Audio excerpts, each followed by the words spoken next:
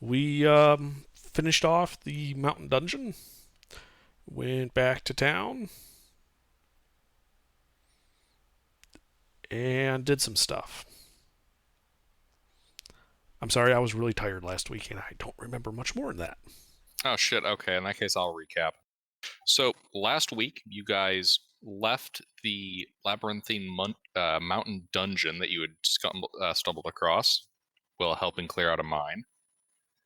Returned to, or Morton received your payment from the mining company, and then finally proceeded on the caravan trail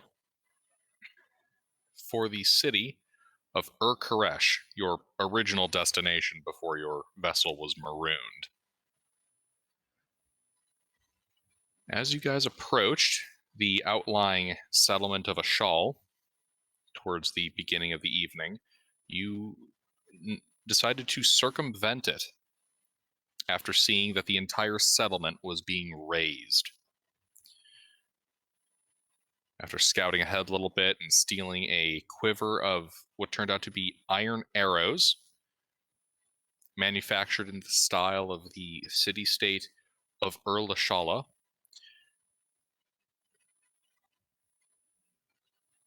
at least you guys told me you would beat a hasty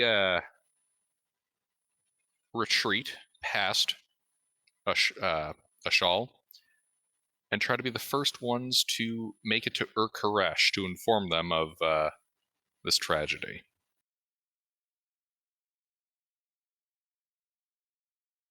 That would explain why my notes say war, Lashala versus Koresh. Yeah, they were using iron arrows, which is pretty atypical of this area, given that all their shit's bronze. And I guess there's another reminder stuff you guys learned. The warfare in this region does not typically involve the razing of cities, mostly because they want to keep the populations intact in order to farm, given the rather temperamental flooding of the rivers in certain regions year to year. So the wholesale sacking of a city is rather unprecedented in this area. Right, so combined with the iron arrows, we're dealing with some advanced tech heresy here.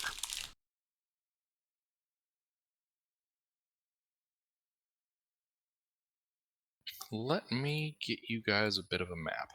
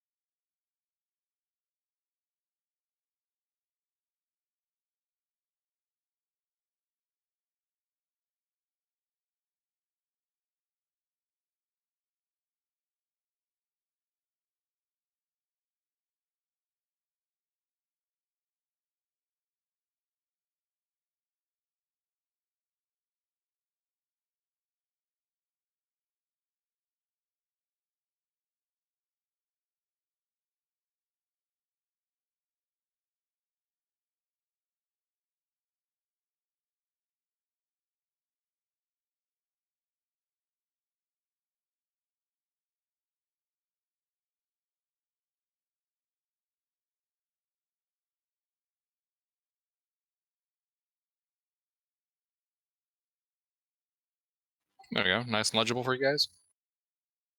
Yeah.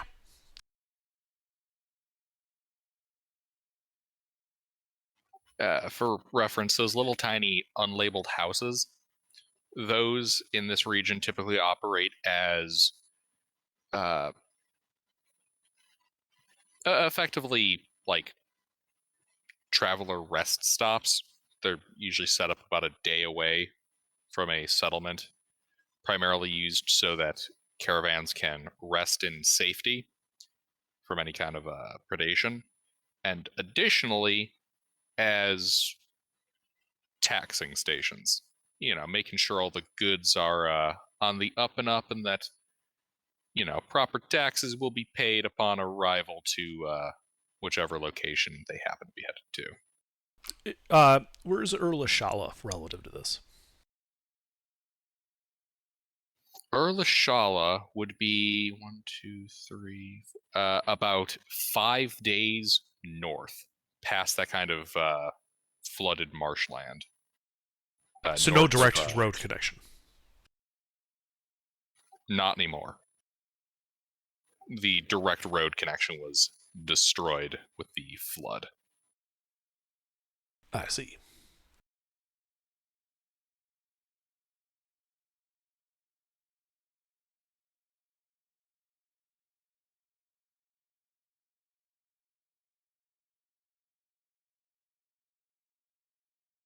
Right, so we're bypassing the Shal and just going straight to Urkaresh. Yeah, you guys are like in that tile to like the upper left of a shawl, which would actually at this point be approaching the end of your traveling day.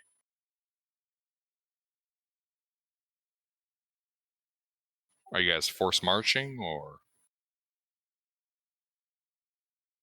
How big are these hexes? 6 miles. Yeah, we should just rest here. All right, yeah, I guess we'll thanks. Rest up.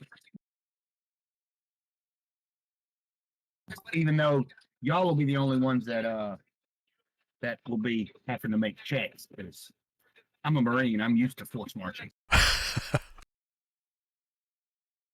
My background actually lets me do that. Mm-hmm. Yeah, unfortunately, when the rest of us don't have that same background, it's hard. 60 hours. But I can march 16 hours and be fine.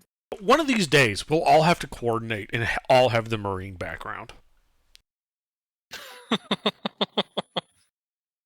The hyper adventuring party, they get double the distance in a day. Yeah. That means we all have to dump in.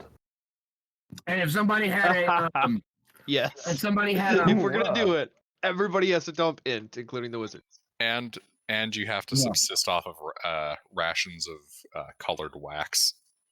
Yep. Yeah, you Must have be to- marching down the road for hours on end, going 1, 2, 3, 4, Marine Corps, Marine Corps. Yeah. Let's make fun of God. Guided The children. rowboat joke. I love that one. Yeah, I know the rowboat joke. Yep. In the Navy. Got his balls off, and the fucker started singing. You can make fun of the Marines all day long. They're God's little misguided children. Oh yeah. You If ever you seen need shit done, you send the formation? Marines. When moves, they But that's all why we move. make fun of them, because we know they get shit done. Yeah, they're like like the lemmings. drywallers of the When military they're world. standing in formation, they all move as one. Like if one leans, all the rest of them lean. They're like lemmings. Lemmings that can fucking murder you. I mean. Okay. Still, they're lemmings. Yeah, I have a bias against them. But anyway, Moving on. camp to be made. We make camp. And we You set guys a just- watch. All right, you guys just camping in this area off the road, or? Yeah. Yes. Yeah, sure, right off the road. Why not? I'm just surprised. Usually, you guys are like more hyper specific about your camping spaces. Okay. No, we're gonna be at the top of the wait. hill with a little defensive ditch and some, As long as it's secure and obscure, that's all I care. Right. See, none of you said that, so I'm like, are these guys actually just going to camp off the road? What? Yeah, Well, we walk weren't the originally line on the right off road. the road and set up camp. yeah, we're off road I mean- already. Yeah, we left the road, I know. so there really isn't a road that we're just off the road. We are genuinely off the road. Yeah, the road's like 6 miles away. Fair enough. Yeah, it's not like we just, I know. pulled into it's- the way station. Right. It's just like the lack of specification to detail. Just it threw me. It threw me for a loop. Well, we're not in a spot that we expect to be ambushed, so we're not too particular. Excellent. Now to set an ambush. All right. Yeah, you guys bunk down. What's your watch yes. order? Alphabetical minus Hayes. Yeah, just Nash, Intervin, Romaine, Rurik.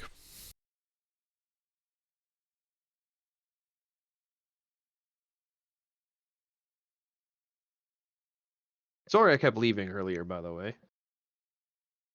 Was it because they were talking? Yes, it was because they were talking. Like, I moved down here because they were talking, and then you fucking dragged everyone down here. Well, look, I wasn't expecting them to keep talking. I was expecting them to shut the fuck up because D&D Well, started. don't bring Wolf with. Yeah, fair enough. Wolf is not part of D&D, and fair Hayes is enough, clearly fair not enough. participating. Shush. We're D&Ding now. All right. I left so I didn't have to hear You guys Wolf's said monologue. watch order? We Yeah, just said we alphabetical. did. Yes, Nash, Intervin, Romaine, Rurik. Yep. All right. Want to make sure. Also, weird alphabetics, because Nash is technically... Alrighty, so let's see. This would be. You guys said you were claiming like a hilltop, right? No, I was joking. If anything, Kier we'd and want to Obscure. be in we'd want to be in a dell, not a hilltop. Okay. Kier and Obscure. Two priorities. In that case, nothing particularly of note occurs. There's like one wind change during the night, blowing the smoke a little more in your direction. Good. But That means if they have dogs, they won't smell us. but other than that, the night goes by pretty much uninterrupted. You've completed a long rest. Will you say pretty much? What happened? Oh, I don't know, wildlife off in the distance. Worth investigating? Do you No, I'm consider an kidding. antelope worth investigating? I mean, not Wait, really. an We got plenty of antelope food. Oh, an antelope. in this part of the world? Yes. That's what I was doing, but I thought about it. It's I like, mean- wait, an antelope. There is a savanna a bit off that map. Ah, okay. Oh, there is. The Okay. antelope's fine. Yeah. I was thinking this was a much more tropical environment. So I'm like, wait, what? No, not anymore. We've gone too far north. Yep. Like let me put it this way: from your current position, you could reach a section of savanna in about 1, 2, 3, 4, 5, 6. Quite literally at the start of a third day of travel. You guys want to go on a safari? Not particularly. Oh, okay, I guess let's go to the Out city in the then. savanna grassland areas where a lot of the local tabaxi population lives. Nomadic tribes. Ah, so it's likely where Kitten's from. Possibly. I don't recall him ever actually sending me any backstory details, but quite possibly. Actually, I think he mentioned something about being a gladiator. So actually, yeah, there's a pretty good chance of that. Well, let's break camp and make time.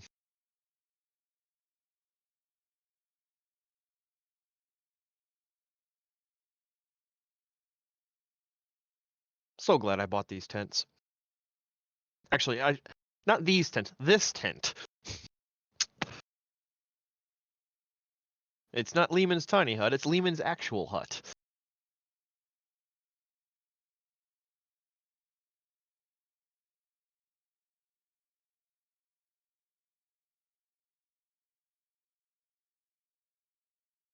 Yeah, so we break camp and start heading north to Urkeresh.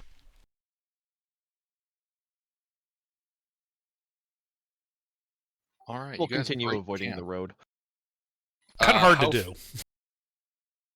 Yeah, do you want to like trace out how you're moving on that grid then? Well, we have to cross the river, right? And there's a bridge obviously on the road, so we reconnect there, otherwise just head north.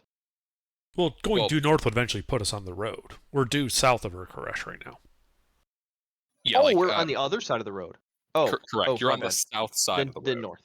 North. I thought we were on the other side of the Yeah, road. we should I just think head straight north, hit the road, and then follow the road. Yep. Do we catch any glimpses of a shawl at this point? Not really from that Okay. distance. You would not be close enough. Smoke on the Okey-dokey. horizon? There is still a bit of remaining smoke. But it's, hazy morning smoke, not Yep, raging fire smoke. Okay. correct.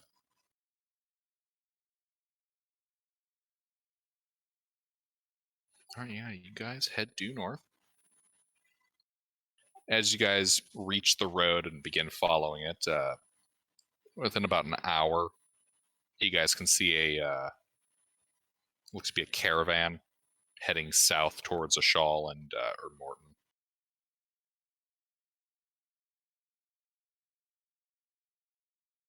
The driver of the lead wagon just kind of waves as you start to pass. Just nod and wave, gentlemen. Nod and wave.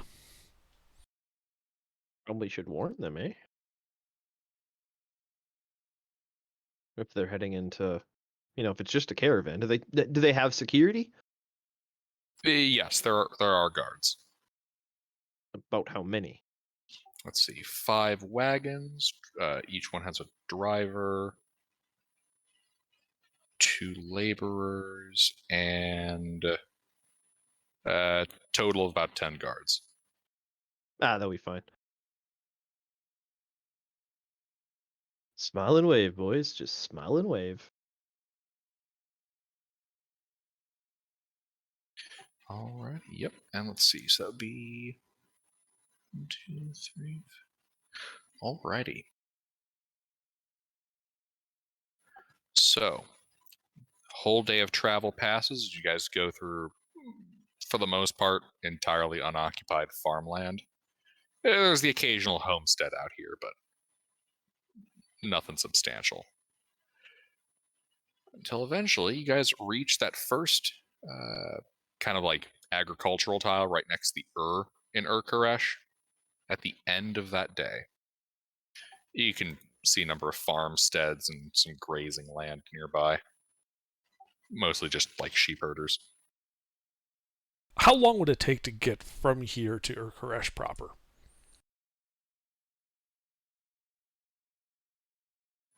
Let's see. So it's 4 hexes a day, and you guys ended on that one. That's what, probably. Help me out here, Hunter. That's what, like 3 hours travel time?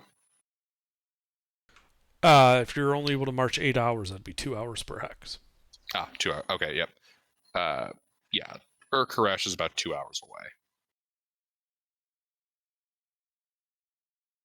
Might be worth it to try to force march into Urkaresh. Yeah. So let's do that. Alrighty, give me those con saves.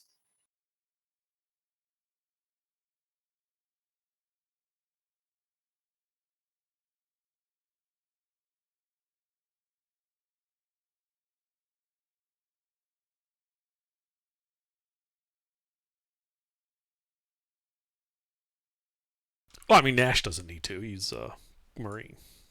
Yeah, Nash, you don't actually need to. Interfin passes. Rurik, that's a point of exhaustion. And Romaine. Romaine?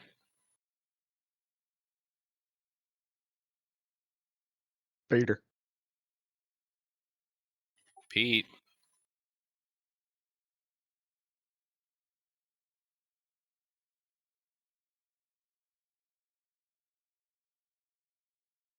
Pete here. Pete. Motherfucker. All right. He got He's here. sleeping. He's sleeping on the wagon. Yeah, Rurik's asleep. Romaine's asleep on the wagon. All right, you guys pushing the other hour? Sure. Yep.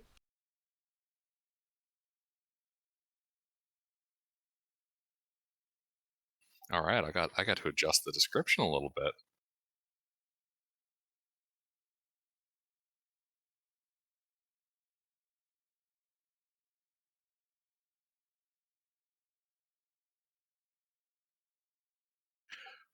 Alrighty. Yeah, you guys pass.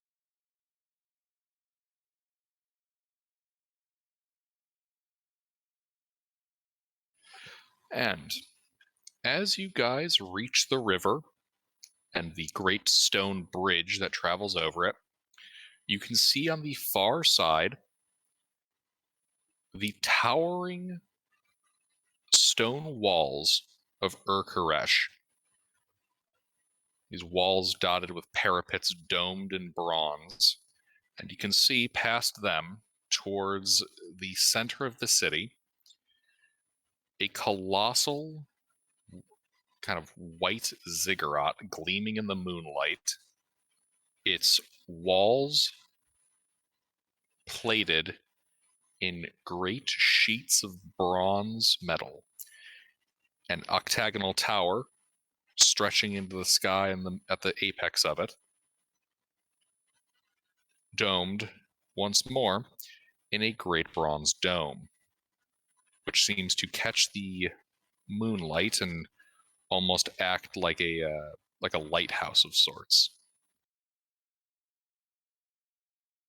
As you guys approach the bridge, you can see a not insubstantial number of guards, kind of a bit drowsy looking,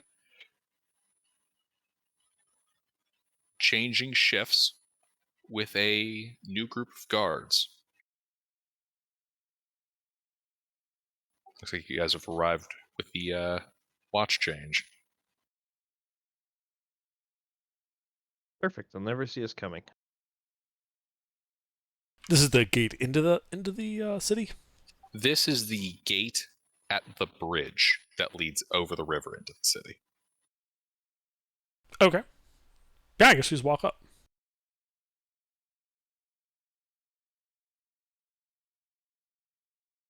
Do they do anything to stop us going through the gate? Yeah. You can see looks to be the head guard here. Kind of hold up a hand.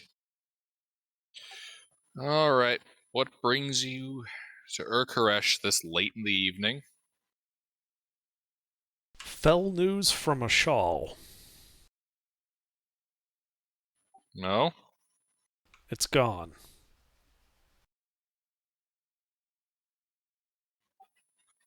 It kind of blinks at you. What do you mean it's gone? Forces that we believe to be from Lashala sacked and burned the city last night. We've been on the road all day to get here with the news.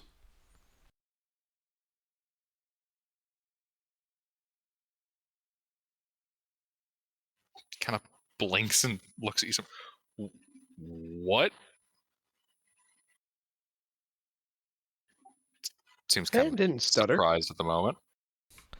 If you're going to stop us, then you should take us to the highest authority you have.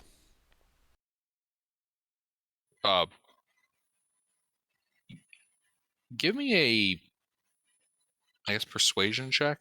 I mean, I'm not lying. I know.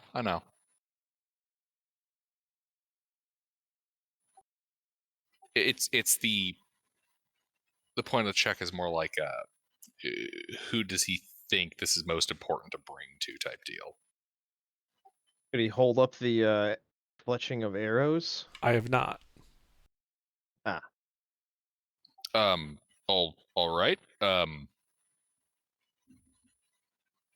Looks over to his second. You're in charge. You four, you're coming with me. Let's head to the watch keep.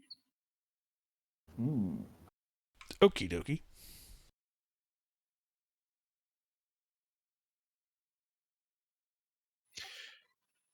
They lead you into the city past another group of guards at the entrance to the city itself. The city here looks a lot like Vermorton. A lot of these kind of beehive, adobe-shaped buildings, leading you around some of the terraces, and eventually taking you to a fortified structure along the main road. Looks like you're about halfway to the ziggurat itself, and directs you guys inside. Okay. I enter. I'll follow.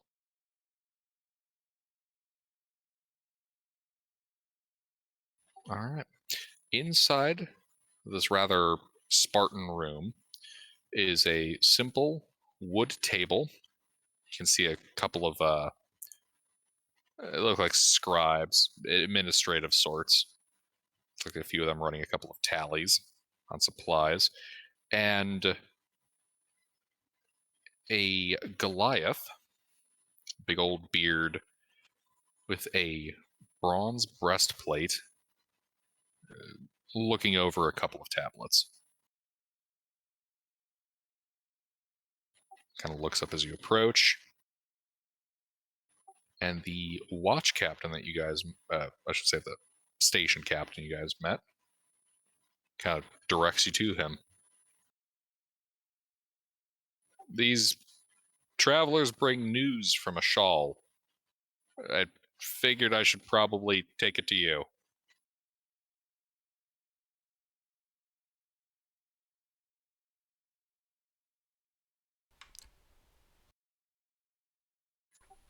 The Goliath just kind of stares at you guys, waiting. The shawl's been attacked, burned, and razed. The evidence we managed to gather points it at Shala forces.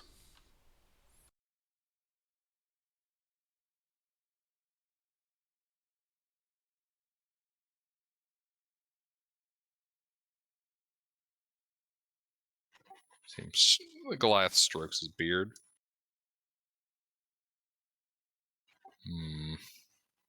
Do you have any evidence of this?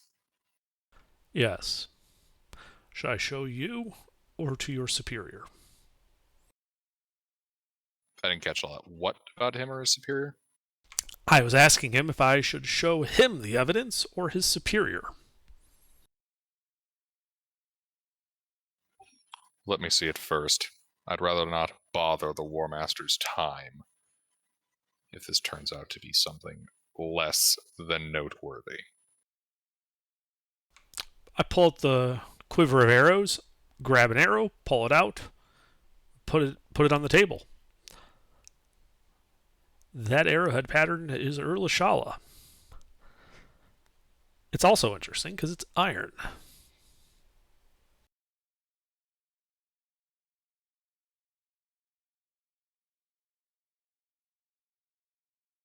While our force, I gesture to the four of us, aren't exactly able to take on an entire army capable of sacking a city, we were able to pick off a guard that wandered a bit too far off in the perimeter, and that's what we got this from.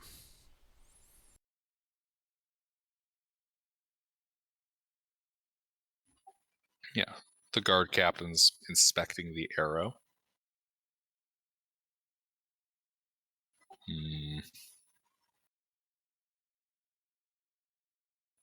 There may be something to this.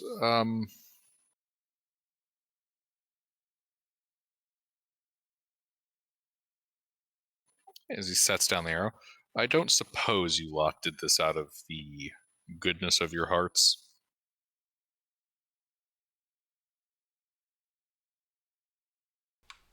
What's a good heart? I thought so. I'm not going to turn down a reward. On the other hand, it is also in my enlightened self-interest not to find myself between two forces when neither of side likes me. Alrighty, well. You see him kind of move over towards a small, like, lockbox chest, open it up. And he tosses to you, Intervin, a leather pouch of coin. Okay. I just kind of, just kind of put it in my pocket. By weight or so, I figure I can tell, about how many coins are inside. About 50. Okay. Consider it a finder's fee. Appreciated. I suppose it wouldn't be then too far out of line given this that our group here, well, we do a bit of mercenary work. We don't exactly fit in with normal military hierarchies, but if you have need of a small precision force, we can deal with that. That does save me the trouble of asking. Yes. If you would be so kind, we may have need of you. Feel free to stay here at the barracks, or if you have other accommodations there. I'll need to speak with my superiors about this. We may yet have a job for you. Okay, do we know, like, because you said we were traveling to Urkaresh, do we know of, like, an inn or something in town? Yeah, it's pretty common for inns to be located dockside, given the fact that Urkaresh is the only major port in this area. Right. Okay, then what I would tell them is, okay, we're gonna, I think we'll seek accommodations dockside, just in case the type of work you need requires a certain amount of deniability.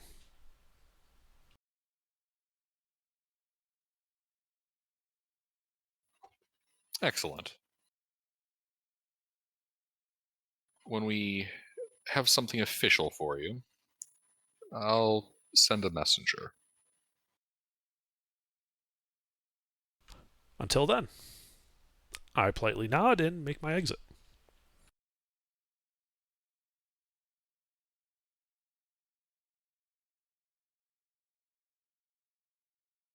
And then we start walking towards that inn, because it's probably late at night. Indeed, it is in fact getting pretty late at night. While we're walking, I'd like to pull out the pouch and see exactly how much we got paid. A total of 50 gold. All right, I hand that to Rurik for, the party treasurer. 10 of which is in electrum pieces. Ooh. Oh, I know Rurik's allergic to those, so I'll keep the 20 electrum and hand off the 40 gold to Rurik for party treasury. Hey, that works out. We have exactly 1,800 gold. You can now afford one plate mail. I mean, that's just what we have in, pocket money. If we liquidated everything, we could afford a couple plate mail.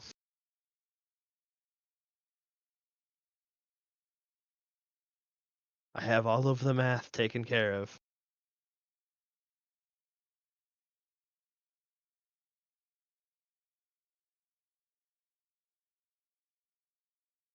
Oh, right. And But anyway, because you asked earlier, Underdark, I didn't quite mention this part. So, Urkaresh itself is ruled directly by Akkad Ur's War Master, a orc. One second. I'm to scroll around here one moment. A orc by the name and title of War Master Droom.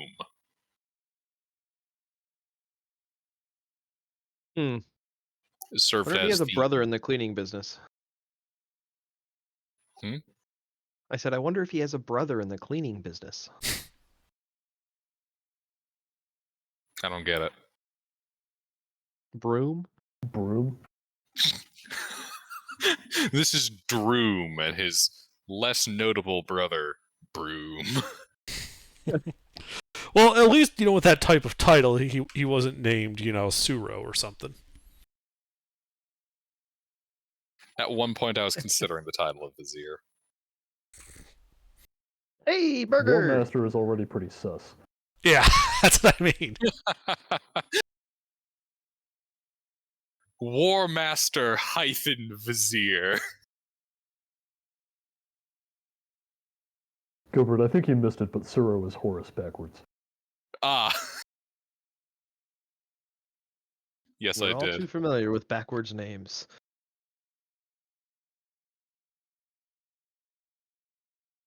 Damn you, Corvaris. I feel All like right. I've missed a bit. Yes, we are at our destination city. Yes, you What guys. level are we? 4. The quick rundown, Sleuth. The party has made it, finally, to Urkaresh. They bypassed the town of Ashal after noting that it was being razed in the night. They stole a quiver of arrows from one of the perimeter guard, revealing them to be iron-tipped and in the style of Urlashala to the north. The iron standing out because this is a Bronze Age society you guys are walking into. They don't really use iron around here like you guys do back home. And additionally, raising of settlements is not typical of the war in this warfare in this region. You guys hurried your way to Urkaresh in, I assume, was an attempt to be the first guys to deliver bad news and thus maybe get rewarded or something. Actually, it was to make sure that we were ahead of any army coming out of Ashala. Yeah.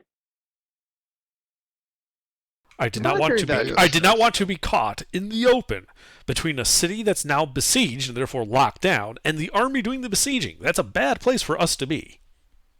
Oh, very bad. And if they want to pay us for telling them, I wouldn't mind that. Oh, they did. Yep. They paid us, and I also told them that if they had need of a small deniable force to go and fuck some shit up somewhere, we're their guys.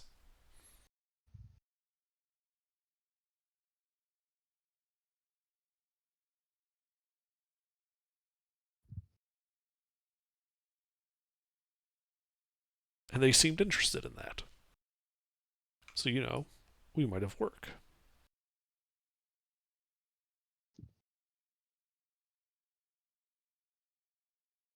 Indeed. Sweet. More work for us.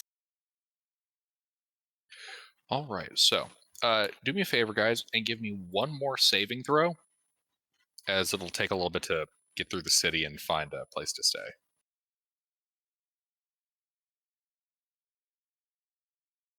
What are we rolling? Constitution. Well, it's, you're not. You don't have to. Force Yeah, Yeah, march. you're all good. It's really Rurik, Romaine. Oh wait, how many am I supposed to have rolled? I didn't make any of the other ones. 3. Three total. What do you want me to do? 3 Three con saves. Constitution saving throws. Constitution, you slow, you non-marching fuckers. All right, so Intervin's good. Rurik is good. Romaine takes 1 level of exhaustion. Katsumoto takes 1 level of exhaustion. What does that mean? Is your force Holy shit, force Hayes, marching goddammit. further than you are allowed to? Yeah. You're staying up past your bedtime, and it's tiring. Well, you're not just staying up past your bedtime. You're like hauling ass and staying up What? past your bedtime. I can't haul ass anymore. I'm too tired. But what is? Well, we said you were asleep on the wagon. Okay, so I just put I'm exhausted. Like, what do you? There's multiple stages to exhaustion. Is there a spot for it? Not really. You just kind of have to find a way to keep track of it. I usually mark it in temp HP, where I'll put I use the number of ranks of exhaustion I have. I put it use under my limited senses. feature. Yeah, I use limited features because there's a slot for numbers. I write exhaustion on the bottom of my limited features and write 1, 2, 3. Oh shit, that's smart. Yep. Well, it's not like you have 8 limited features that you actually use all of. So usually Challenge there's 1 or accepted. 2 slots open. Alrighty. Yeah, so it looks like everyone here has a level of exhaustion. What? I After know. that first level, I would like to go to sleep on the wagon. Yeah, obviously excluding the people who I said don't. Yeah. Sleuth, you rolling? Because Yeah, I'm just waiting for my sheet to actually load. All good. making 13 miles in 3 hours is not a big deal. Your character's name was Serela, right? Serela? Yeah. That's 1 level exhaustion. Another save. Oh my god. Hayes, are you really stealing the title War Master? You said it. Now it is mine. Oh man, Droom is gonna hate you. It's a Well, he's very a different honorable. War Master. There can be only one War Master in Urkaresh. There can be only one. War Master? No. He wasn't the War Master. He was the War Meister. He's our cook.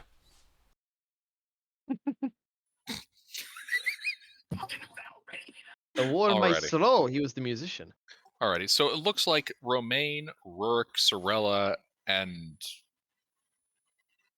Katsumoto each take a level of exhaustion.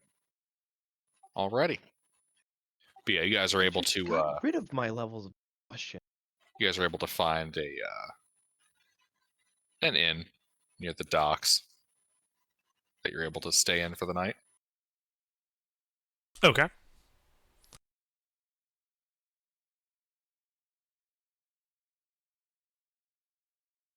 And then we sleep.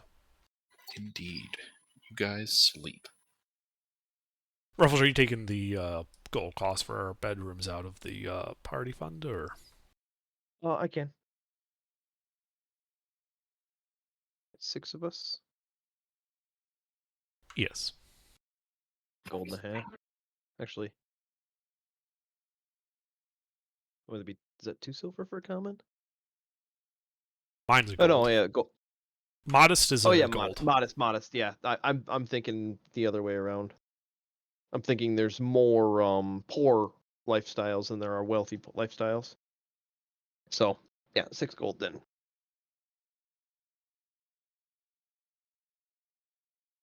Well, 7, I guess, because kitten technically counts.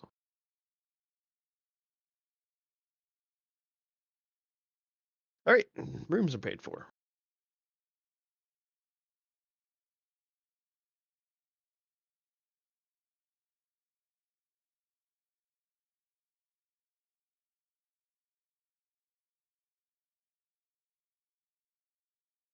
Alrighty. Yeah, you guys are able to rest, and the next day begins. The sunlight shining into your rooms through the like these wicker drapes used to cover the windows. Mhm.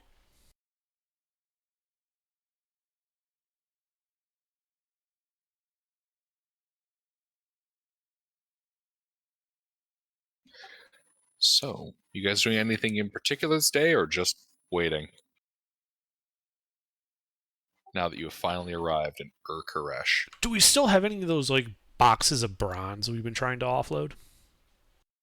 Well, we were hanging on to those for Hayes' character to actually craft material with them. But yes, we have 3 crates of 200 pounds bronze each. So we have 600 pounds of bronze. Since it had a lower sell value than copper, we just hung on to them. Bronze has a lower sell value than copper. Are you sure about that? I'm pretty sure I said it had the same sell value. Or was it the same as iron? One second.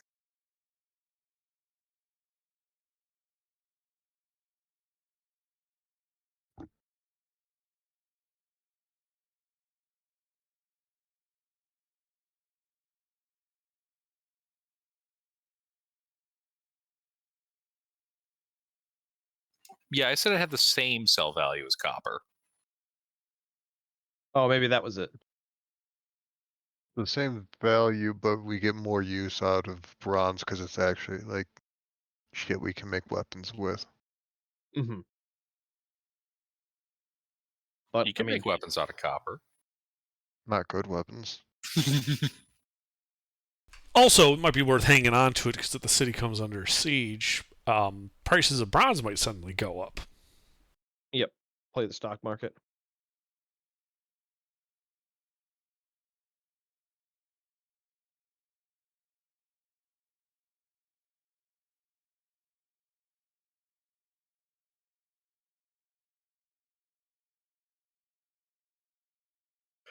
Alrighty. Okay, so you guys are not selling that bronze? You guys doing anything at all during the day? Are there scrolls I'd like available for the market? Oh, sorry. What did you want to do? Well, I'd like to see if I can do some investigating if Benjamin wouldn't mind helping, or No, not at all. looking for my brother. Your He's brother. got some explaining to do, and I'd like to get him back home.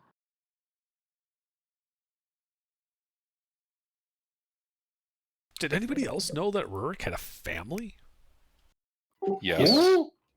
Who's Rurik?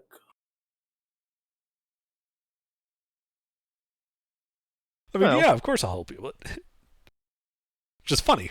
Don't want to reveal too much too soon. After all, we only had just met on a boat, and we met you after that. Oh, I'm not faulting you for not telling me. I'm just surprised.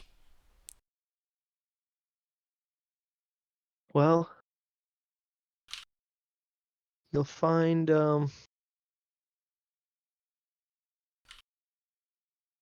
he is the definition of scum. He's an amoeba?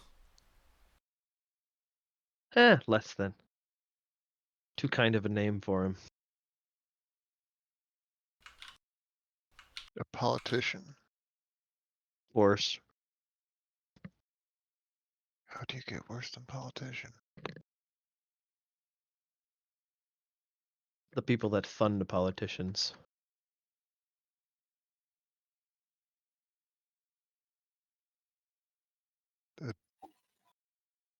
Tax-paying citizens.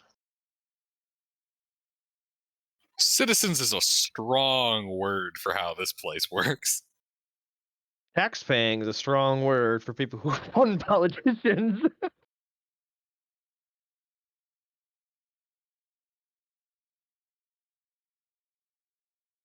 I mean, I paid taxes once. So I think so.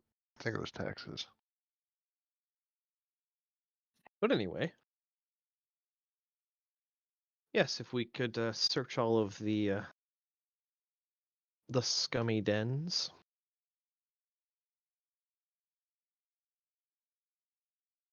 Alrighty. Give me an investigation check. Do you want to help me, or do you... Yeah, I'll help you. All right.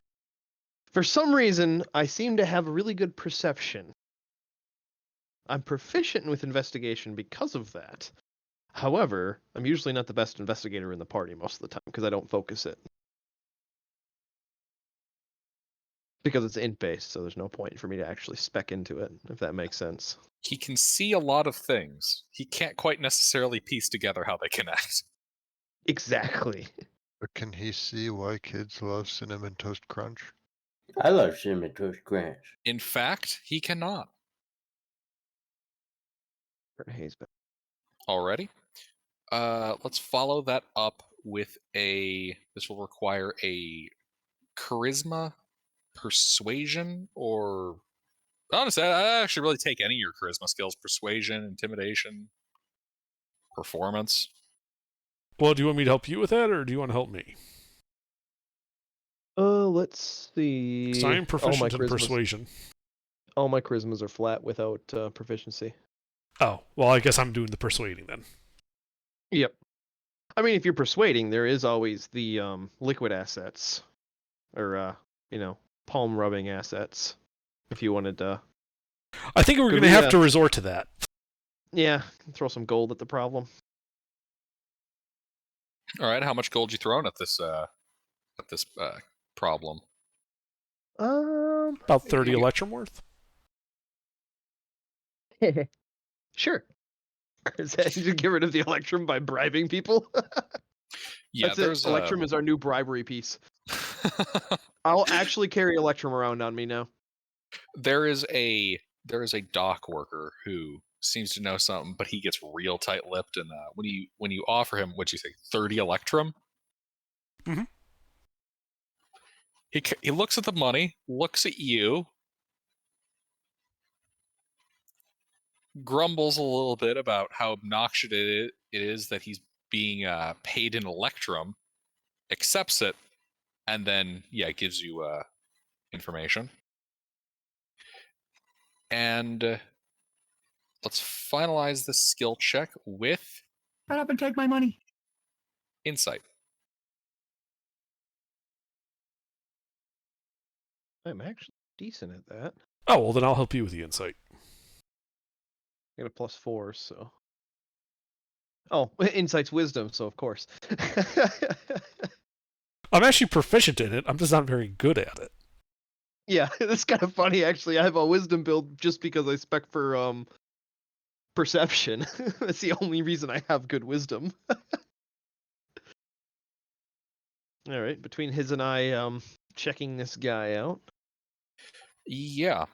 Yeah. So you find out from this dock worker that he had seen a foreigner matching the description of your brother arrive on a trade vessel that he unloaded, well, helped unload, uh, about a month ago. This guy apparently asked some, odd questions to him before heading off to a. Sorry, he would not know this part. Before heading off to the north end of Urkaresh. What's in the north end of Urkaresh? Like, what part of town is it? Upper, lower, middle? Let's see. So the northern face of Urkaresh would be. That is where a big portion of its actual market is, along with. Well, yeah, most of its northern section is going to be composed of trading districts and related residential, mostly towards the southern end of Urkaresh. That's where you hit most of its industry. Okay, so we went to somebody's house, essentially. Possibly. That would be a reasonable assumption.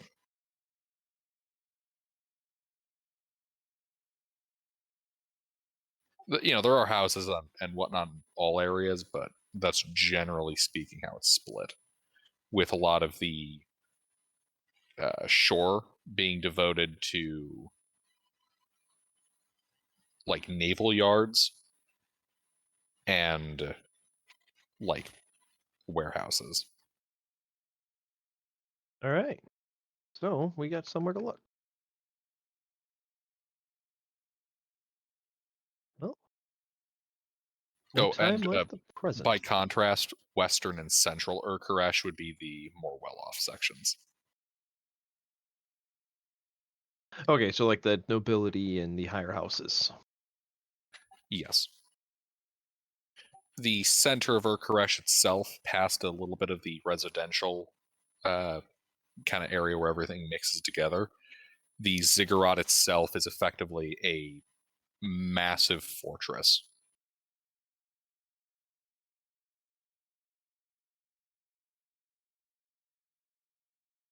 All right. Almost akin to economically speaking, to a large village in the middle of the city that is partly isolated from the rest of it. Yeah, they have their own servants. Their servants have quarters inside the, fortifiable area. A fort Yep. within a city. A fort within a fortified city. Yeah, more or less, yeah. Moat and everything. Hmm.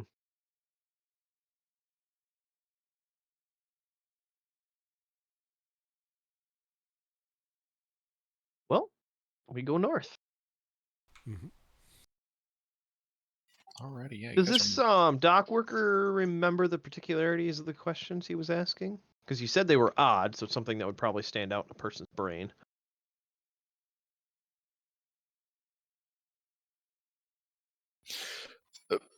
Less that the questions were odd and more that the individual asking them was being weird about how they were asking them. Ah. Sounds like my brother. All right.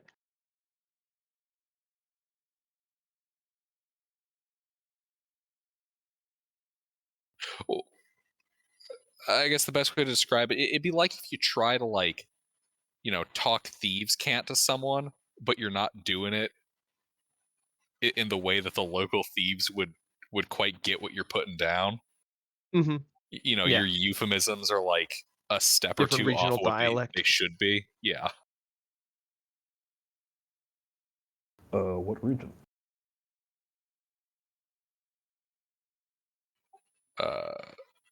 Upper state New York.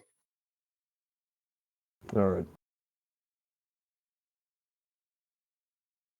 Damn it! I thought you were gonna Well, reference I'm it. from Bucharest, and I've never heard anyone use the phrase steamed hams.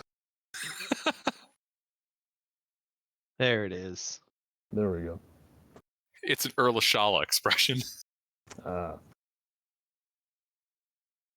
Well, if that's the case, then I'd like to, while we're wandering up to the northern side of the city, start doing my mastermindy master of intrigue thing as we're going along to pick up the local dialect.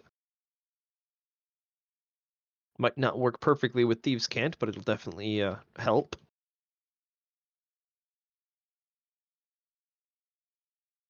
Alrighty. You spend some time as you go north that way. All right. Takes maybe like an hour before you're well situated in the middle of that district. All right.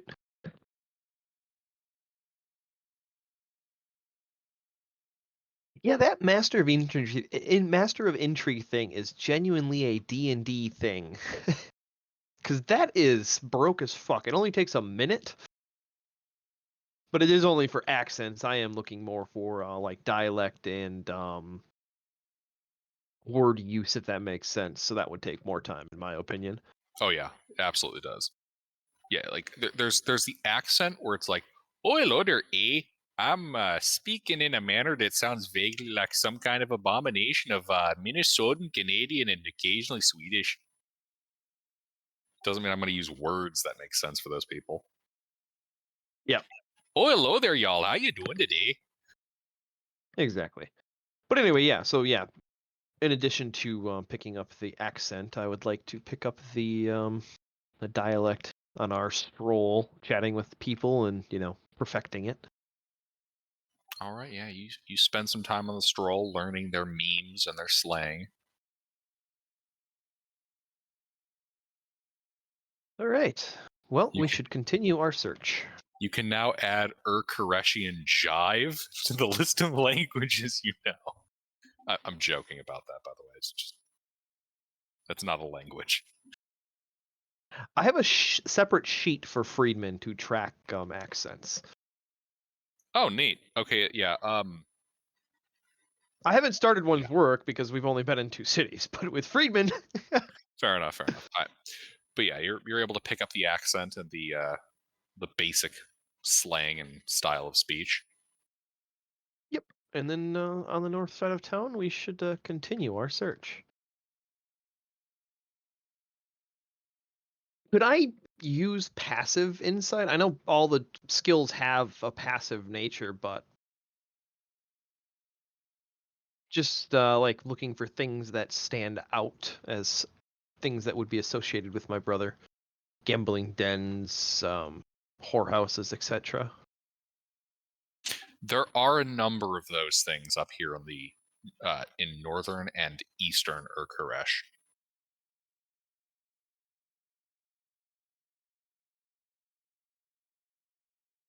Well, that'd probably be the best place to start.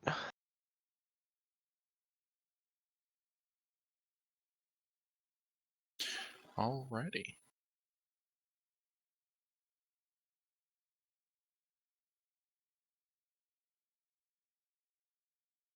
Do me a favor. We'll do another investigation, charisma, and then insight check as you carouse and peruse. All right. Batter up under. Yep.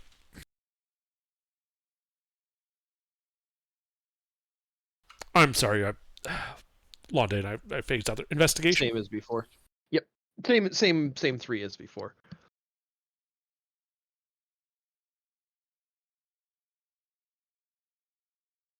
He walks into my brother.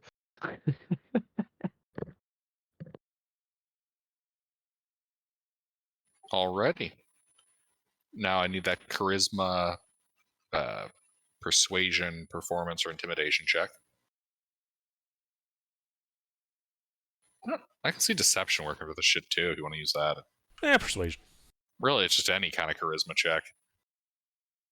I'm also very persuasive this time. Indeed. And insight check. All right, Rorik, your turn. Exactly. Hey, it's teamwork.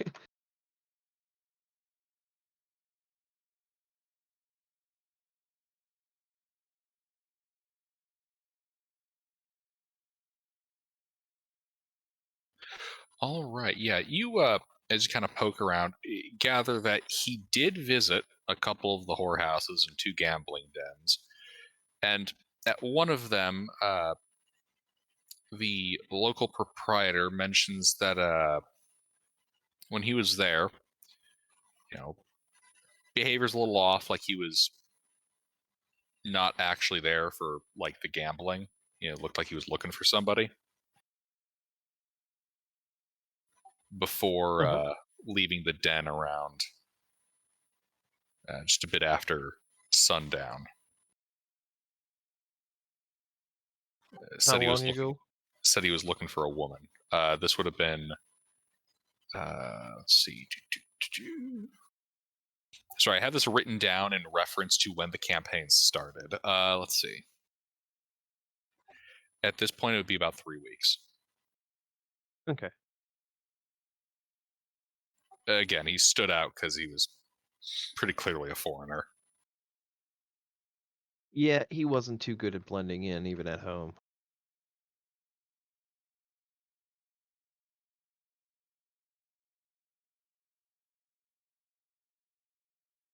All right.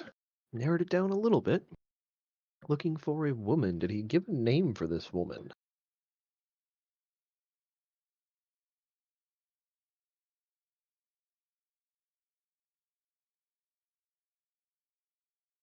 He did not. Well, then a description. That he also did not give. Well, hard to find somebody if you don't tell people who you're looking for.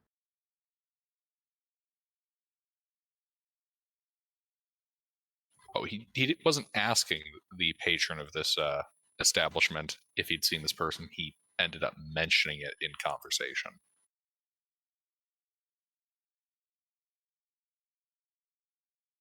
Ah.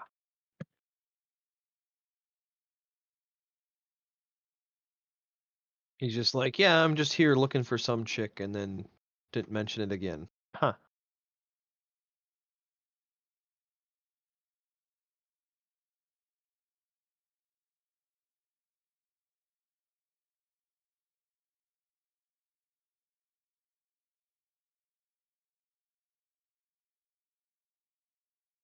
Alrighty then. So far, from what you've tracked down, it looks like this would be the last, like the most recent incident of someone that can definitely say that they had seen an individual matching this description. The last time he appears to be seen that you can find is about 3 weeks ago. Give or take a day or two. Mm-hmm. What's the time scale on your weeks? Is they 7 or 8? What is the week in your world?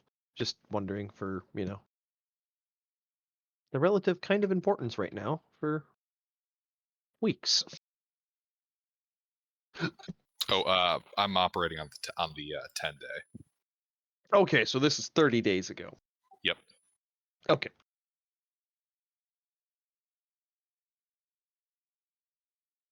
So 10-day weeks, 3-week months? 40. Ah. 40 day So less months. months. And the moon cycle goes all kinds of crazy, or the moon is on a longer track? Yes. where they don't use the moon to set the months at all. Well, there's 2 moons, and they get into their own level of fuckery. Ah. Note to self: steal the moons. Anyway. But yes, lunar calendars do exist. They mostly track the secondary moon and its motion with the primary moon, rather than the primary moon's relation to the world they're on. Okay. Because Well, I just love to make my life harder. Hello. hey, Kitten. And before you ask, the moons operate on plot. I wasn't going to ask, but thank you for letting me know. Look, man, I'm not plotting out advanced celestial mechanics where things don't work in perfectly mechanical measures. Do you know Well, how much fucking work that is? Not just farmers would track the moons, because that would affect tides and shipping lanes as well. Yep.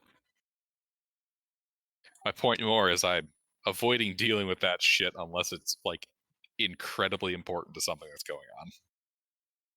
Well, as a port city that's about to be besieged, it might be kind of important.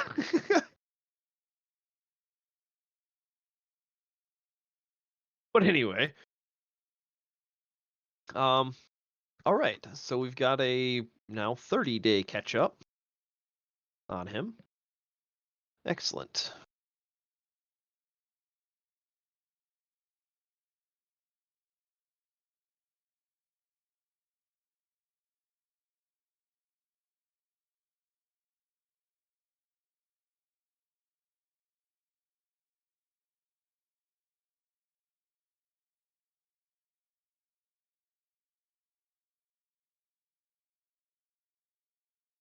Well, if our trail goes cold, then I think we'll just call it a day and maybe go check in with the guard man that might have work for us. Nah, he said he'd send a runner. Oh, true. Let's go back to the inn then. Yep.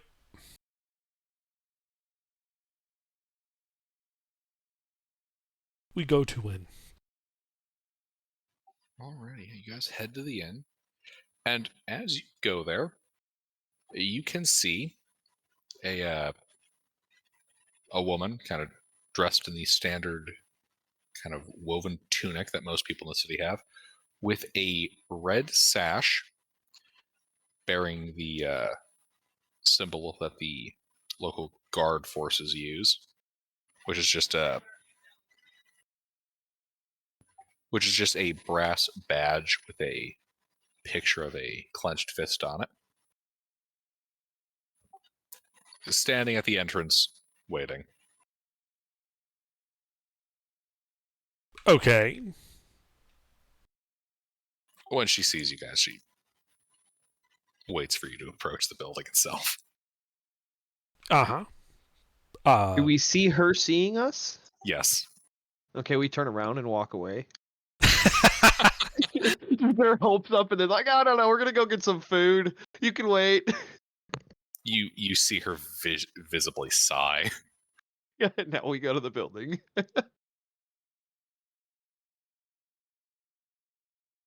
Were those kind of adventures?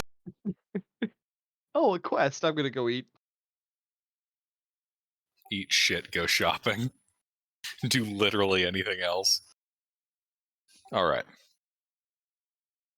Yeah, you walk up, and wordlessly, she hands you a tablet wrapped in soft clay.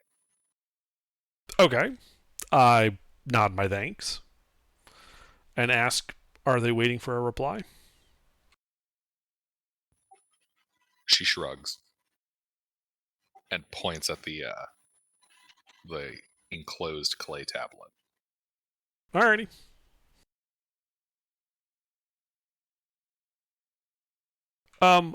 So out of character, I'm unfamiliar with the customs. Would it be expected for me to open this and like read it in front of her? Or is this like she just gives it to me and walks away and I never see her again?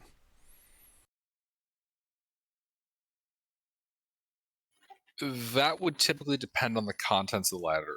Usually what would occur is the courier will deliver it, you would open it up, read it, and then if the nature of the letter requires a response, you would then create the response, hand it to the courier, and they will deliver it. Okay. Is she waiting around? Yes. Yeah, okay. So I open it and read it.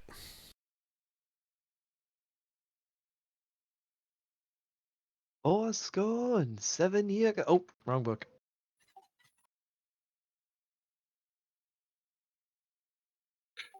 Actually, it reads from Captain Gormash to adventurers.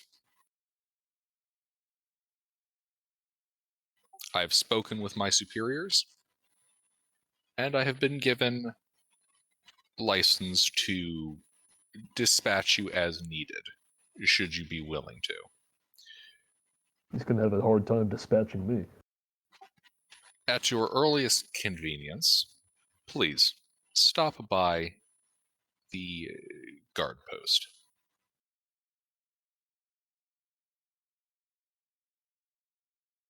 Is that all it says? If you will be delayed, please send a response with the messenger.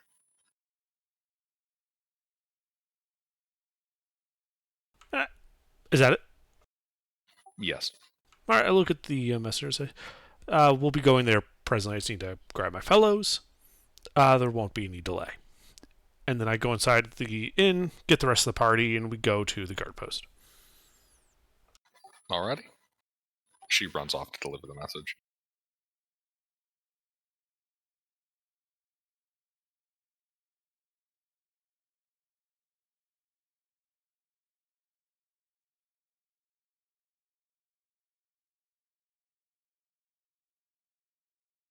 Alright.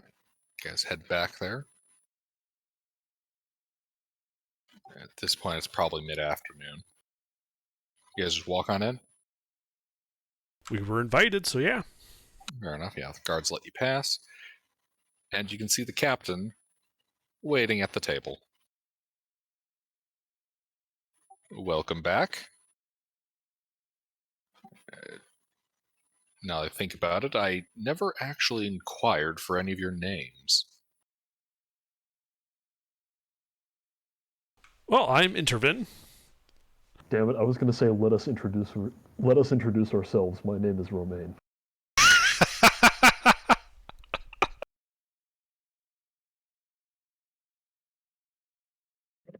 Anyway,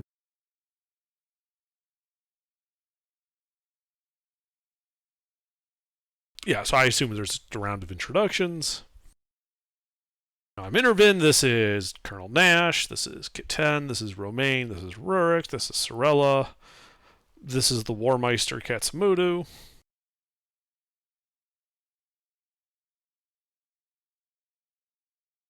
Ah, excellent. Now I can properly address you all. Yes, the War Master has given me permission to enlist you all to investigate what has happened to a shawl.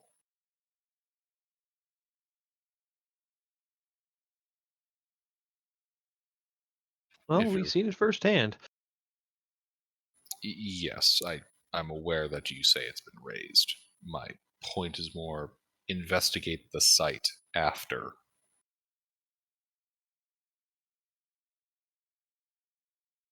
I take it no scouts haven't shown that the army was coming here. There have been no reports along the trade road of any army, and we haven't seen any along the coasts. Well, So the main concern is why has the settlement been sacked and the marauding party disappearing?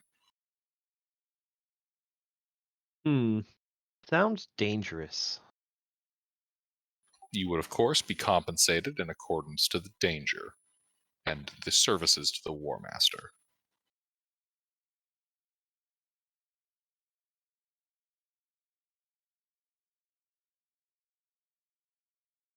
Very well.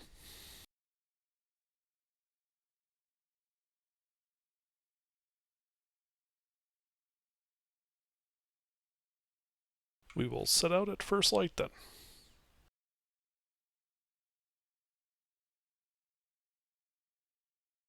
Excellent. I shall let the War Master know that you have accepted. He shall be most pleased.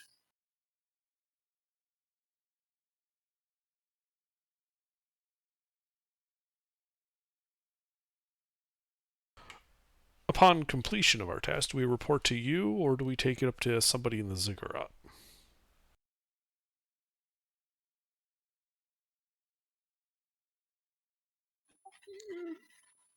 Any answers that you find, please bring to me.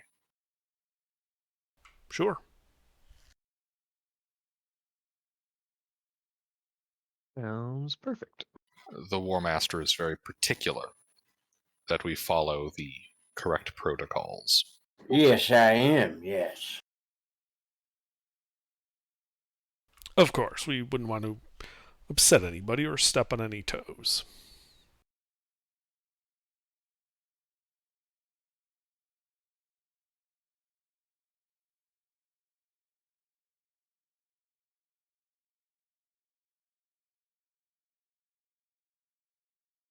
Well, if that's all, then we'll make our preparations, and as I said, we plan to set out at first light.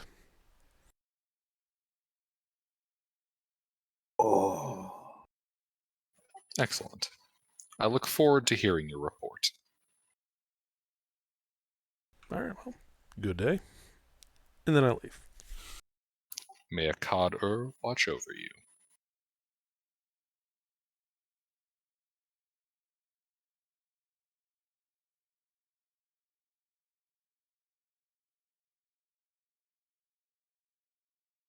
Alrighty. So I take you guys are using the rest of the evening to prep?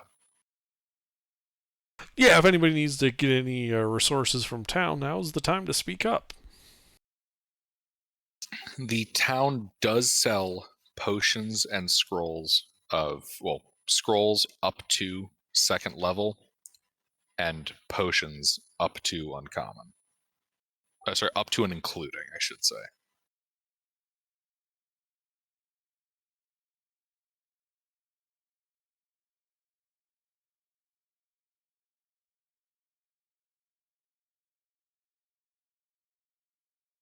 I just want to pick up a shield. We can do that.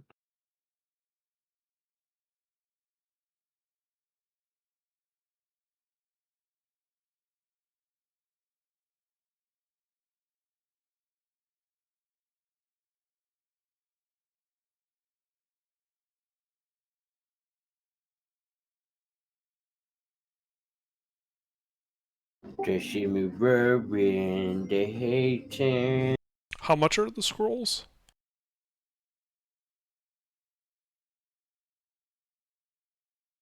They run the normal price range. Did he say what they had? Well, isn't it like something like 100 gold usually is like around the price of first level scrolls? Let me double Yeah, check. and then 550 for a second. Yep, sounds about right.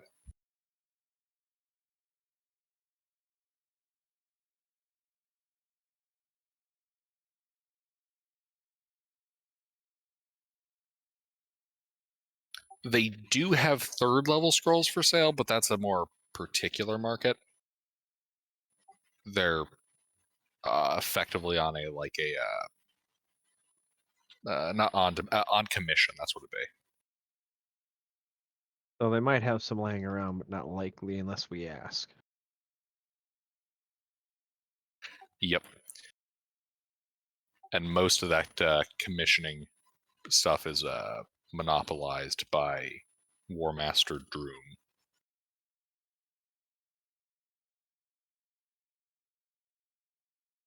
He's stockpiling. Smart man.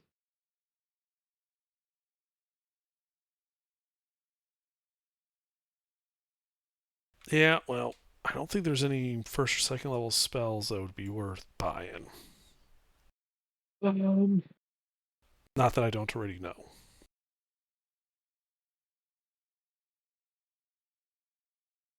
Yep. Not with our current finances. If we had tens of thousands of gold, sure, but we only got 1,800.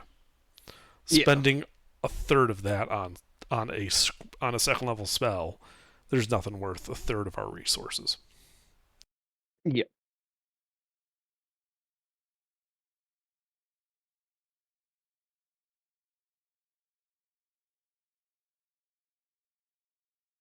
Always And buy everybody should have their potions of healing, right?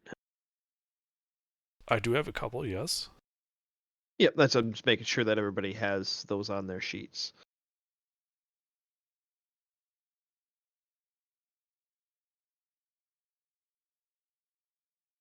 I mean, I do have what's in my pocket subtracted from the party inventory. So I have another 300 gold in my inventory if you wanted to buy one scroll. I don't think anybody else really needs anything expensive. But do you really need any second levels at all, or not really?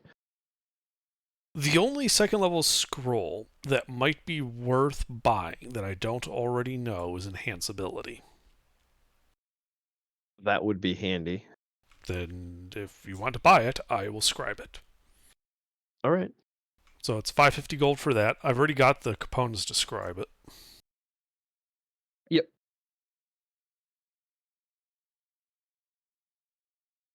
All right, and I will do so. It's 1280. Oh wait, no, 50. So 1230. And I'll shuffle some of that back into there. So there. Okay.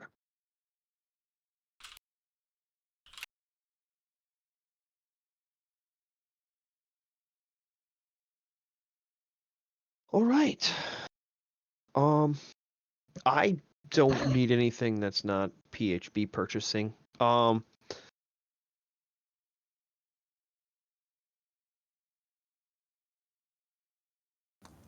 can't think of anything that I need.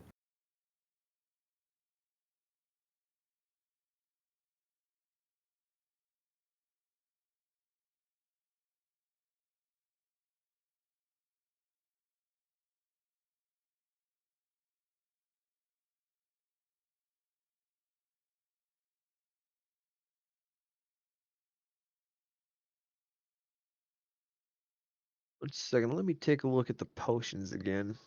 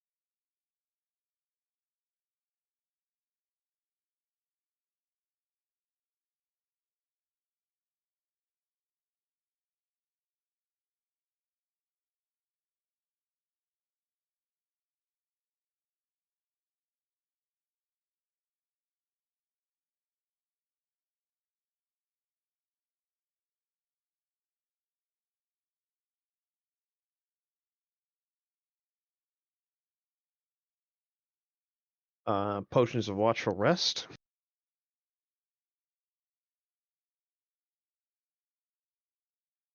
Is the only thing I could think of grabbing a couple of. Those are uncommon. Common. 80 gold. It's not too bad. Yeah. Sure, grab a couple. Yeah.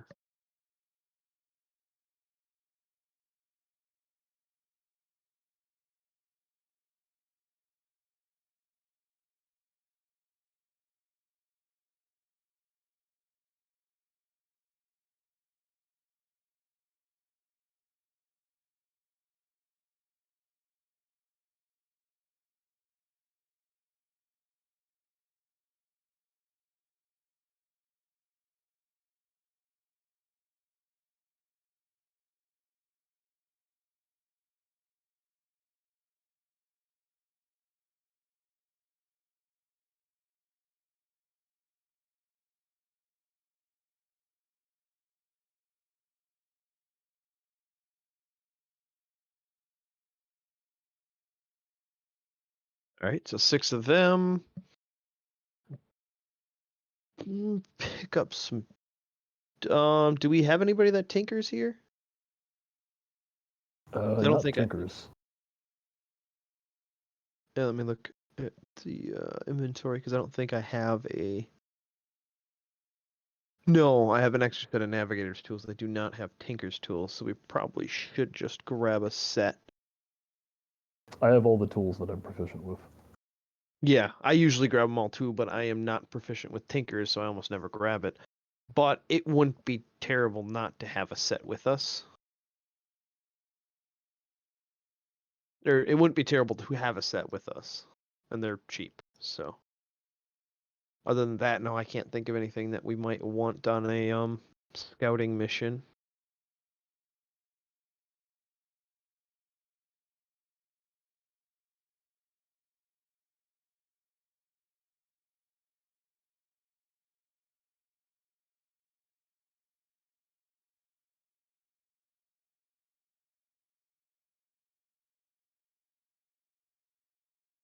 Six of those.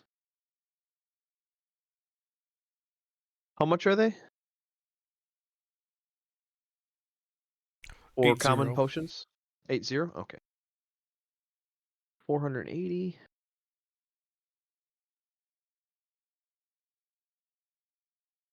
And that still leaves us with 800 gold, so. And that's actually 1,000 gold.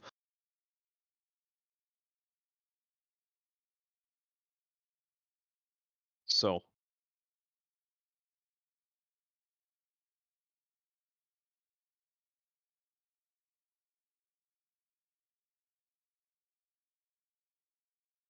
Yeah, we currently have 850 gold, 180 silver, 95 copper in the party funds, and we do have.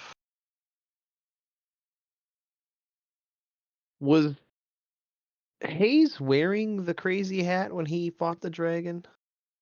Or did we take that off him and throw it in a burlap sack? Because if that not, then we still technically have that gold crown. I think he was wearing it.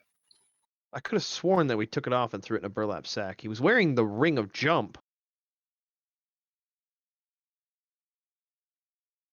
Because remember, otherwise he would keep trying to jump into a body of water. That's why we took it off of him. Because we left there without him doing that. No, he did jump in. That's how it triggered the whole undead fight. Yeah, but after the undead fight, when we were going back, he fought the dragon, but he was only wearing the ring of jumping. Because we took the crown off of him and threw it in a burlap sack. Because I still have it in my inventory that we have the crown.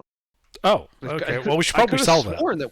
Yeah, we should probably sell that, especially here would be a good spot to sell it. If they're having that level of common and uncommon magic items available, then there's probably somebody magically interested in a crazy crown.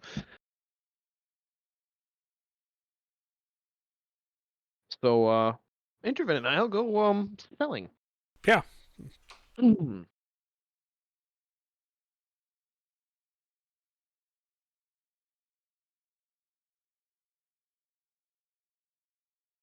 Gilbert. Yeah. How are you selling it? As a cursed crown, or? Well, A I mean, magical crown.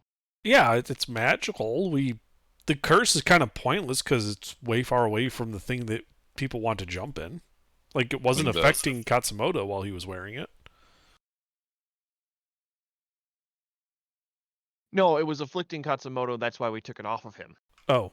Yeah. It comes with the curse of you feel the irresistible compulsion to leap into the nearest body of water. Sell it to a bathhouse.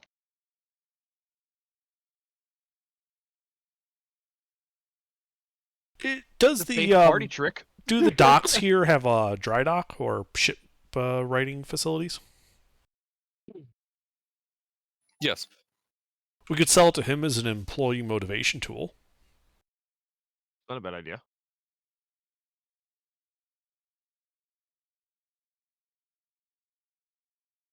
We'll start there and then we'll double back to the bathhouse. The bathhouse is going to be a hit at no matter what. They don't really have a bathhouse here. They mostly just go to the river. nobility don't have a private,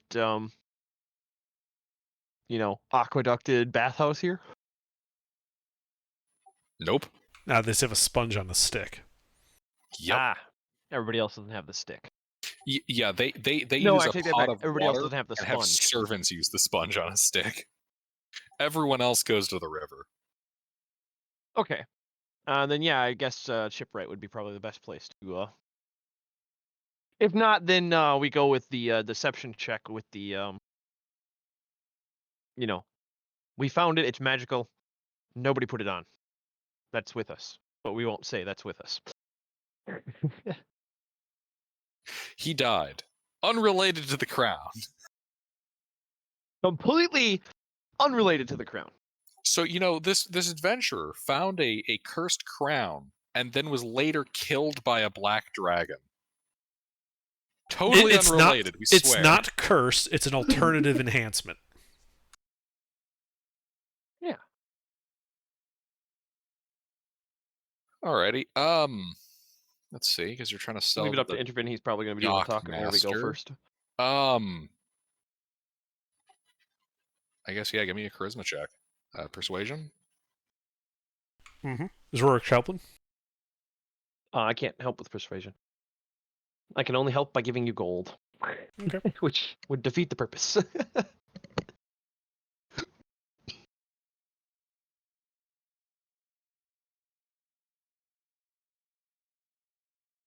You see him. You see this human kind of like pulling out his beard as he thinks.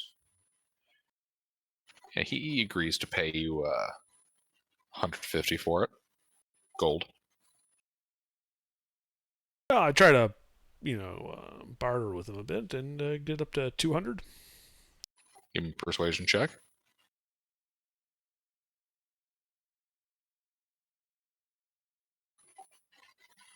Nah, I can't go any higher than 150. All right, works for me. Oh.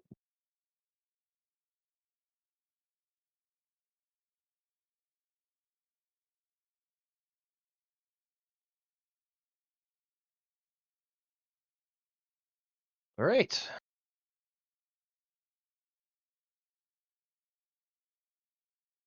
I could just buy 3 levels of spell scribing materials with that.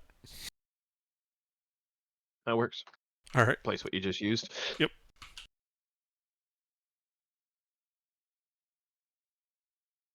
All right.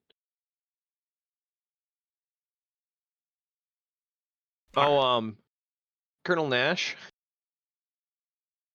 Mister?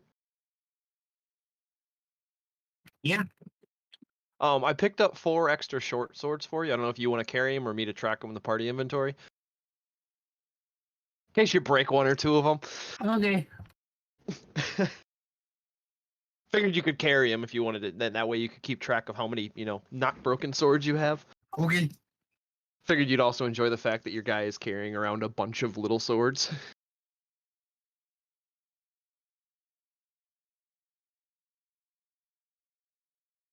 Okie dokie. All right. And yeah, no, I think that'll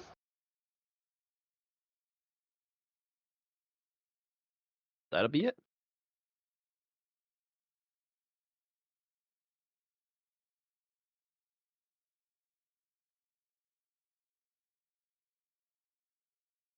Well, we spend the night at the inn, and then at first light, we head out for a cache. A shawl. Yes. A shawl, El Cache, we'll fly the El Cache over to a shawl.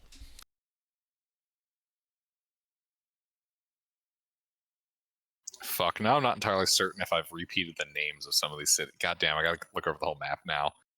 Alright, yeah, You're so you can fine.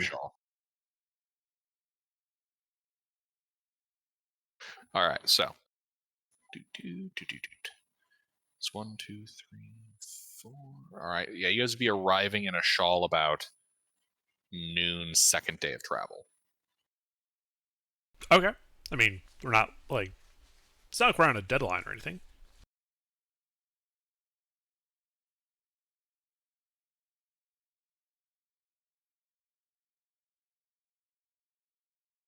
All right. You guys camping on the road then?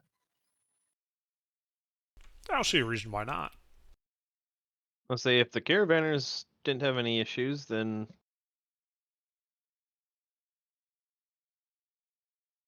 Just a party of travelers. Nothing suspicious here.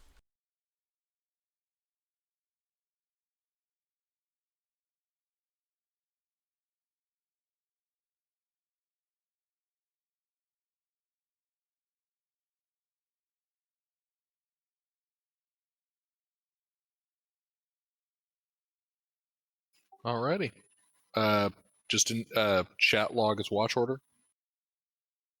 Yeah, we'll just do Nash, Meek, and Romaine. Mm-hmm. Alrighty. you don't want me in watch. You guys Eh, go on no, a I'm kidding. watch, I'm kidding. and nothing crazy horrible happens during the night. Nothing even mundanely horrible happens. It's a quiet night. You can hear the crickets in the grasses. Occasional frog. good. Good. That is actually a good sign. Or it means the druid's after you. We can take a druid. Yeah, we can take him. Alright. But yeah, you guys continue traveling the next day after finishing a long rest. And you can see up ahead the burned out husks of the clay brick buildings that once composed. Shit, now you're confusing me as the name of my cities. A shawl up ahead. And I will need one moment. I have to step away.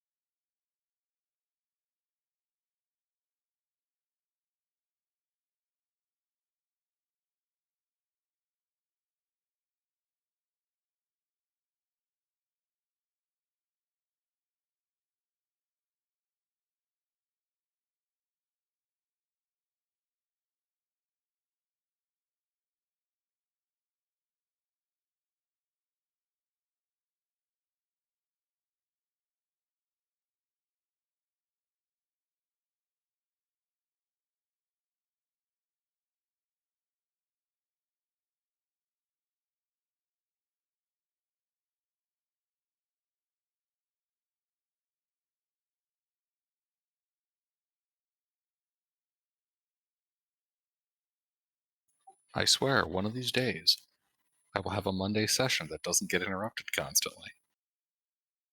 One of these days. All right, yeah. You can see past the fields of wheat and barley here, the burned out buildings made of clay bricks ahead. All right. Are there any like totems posted? There are no totems, Okay.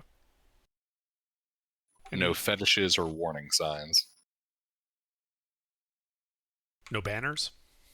no banners, no heads on spikes. Any Not signs of even life at all? No. None. Just the fields of barley and wheat. Are Untended. the fields intact? Yes, they are. So just the town is raised. Mm-hmm. Okay, I mean, like a couple of the small fields got singed, Yeah. but the bulk of the fields are good. Yeah, they didn't target the field, so that's what I was asking. Okay. Well, let's go into town and see what we can find.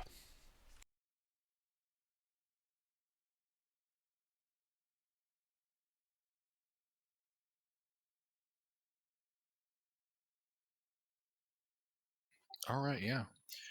You guys proceed into the town. You can see the ground here is trampled thoroughly. Bits of ash and burned wood that once composed market stalls and, like, what's the word? Awnings all kind of collapsed into ash on the ground and charcoal. Does it look like it was looted prior to pillaging, or did they just burn it? Give me an investigation check. I can help with that.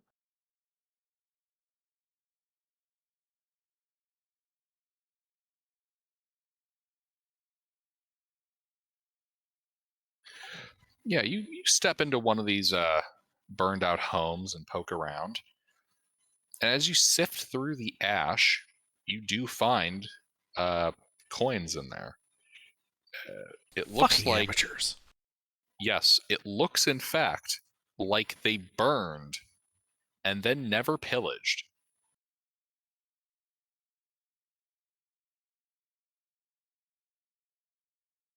Well, guys, I got good news and slightly better news. Good news? Whoever burned this town's are fucking amateurs. Slightly better news? There's no one around to complain if we start looting. Well, we don't have to worry about scooting, so let's just loot.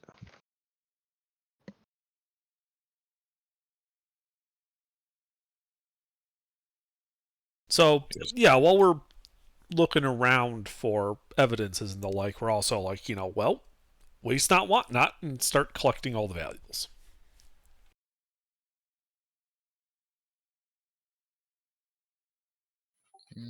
All right. You guys start looting the town. Like, there's like no sign of life at all, right? Like, they're dead, gone. That's what I was Correct. just going to ask. Are there any corpses? There are no corpses now that you are poking around more of the buildings. Not a single burned body. That's weird. Very odd. Mm-hmm, that's what I thought about. I was like, he hasn't really said anything about there being or not being corpses. I wonder if there are no corpses, and if there are no corpses, why are there no corpses? How close is this village to the shore?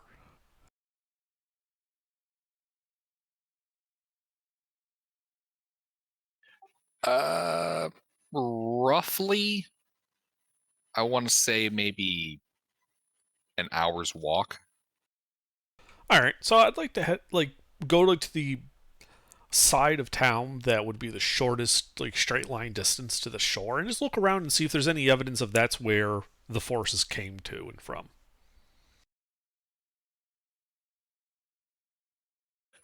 All right, give me a survival check, because there's a lot of trampling of the ground.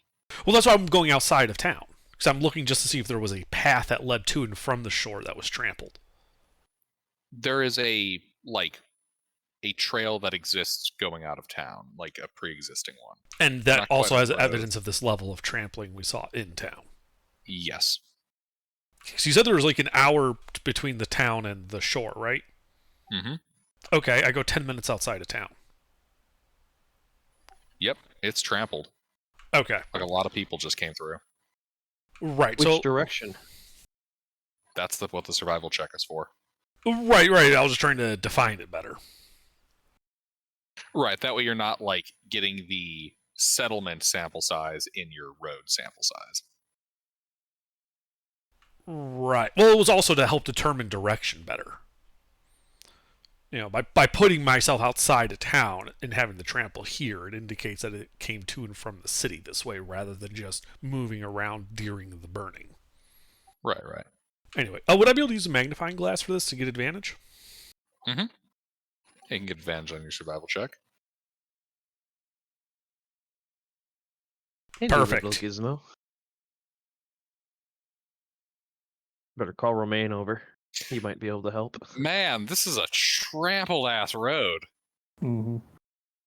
Looks like some of these people were crab walking. Guys, they were attacked by humanoid crabs wielding fire. Well, no, that makes sense. I mean, that explains the lack of looting. I'd like to examine the tracks and see what I can make of them. Please do. Survival Alright. check. Would anyone like to help me? Intervin hands you the magnifying glass. Yep. Yep, there appear to be clues here. Indeed, there are clues. As you're looking around, all of the footprints appear to be moving from the settlement to the shore. You do find occasional other footprints kind of moving along the edges of all this. The most common of which seems to be the same kind of small, light footprint. So You they're think- all fleeing towards the shore.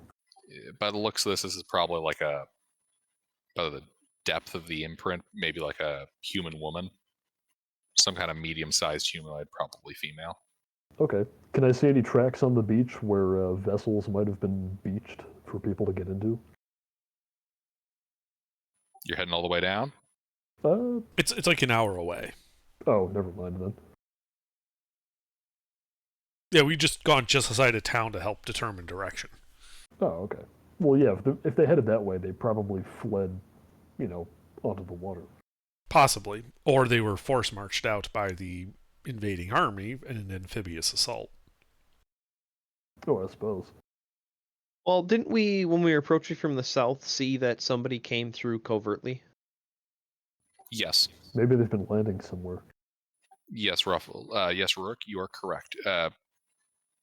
You did notice on your way in, after you noticed the city was burning, you scoped around and found that a rather large force was moved as covertly as they possibly could manage from south to north along the path you guys were following. So the attack came from the south. They must have, or they could have landed somewhere else and then moved to the city, and then their boats met them there. Potentially. Like, if they're going from the city to north, and they came to the city from the south, yeah, they could have gone through to the city, raised it, to hide evidence of their passage, and then board ships to get out of here. Yep, that's what I'm thinking. They must have landed south, marched the army up, because the army could overtake from land more covertly than trying to land ships and, march an army from the coast, because more than likely a runner would be able to get to the city and raise the army. So if you move your army from the south covertly and then land your boats after you've taken the settlement, and then, if we're seeing evidence of survivors from and the lack of corpses is the other thing. then yeah, they're most likely being, I would assume, slaves. Slave capture.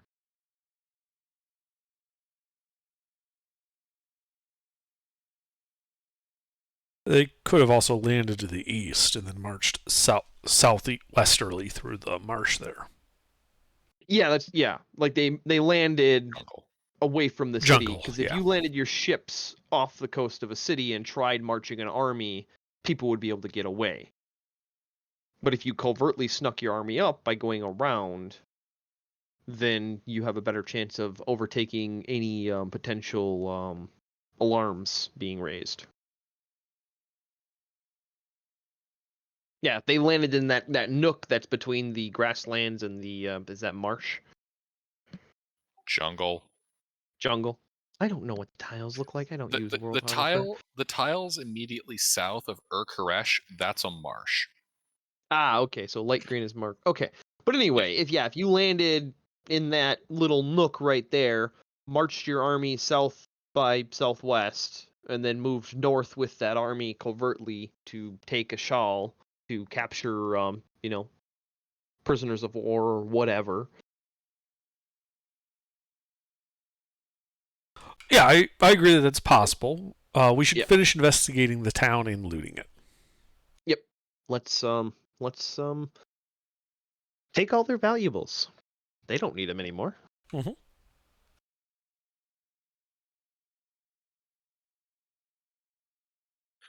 All right, yeah. As you loot a shawl, you acquire.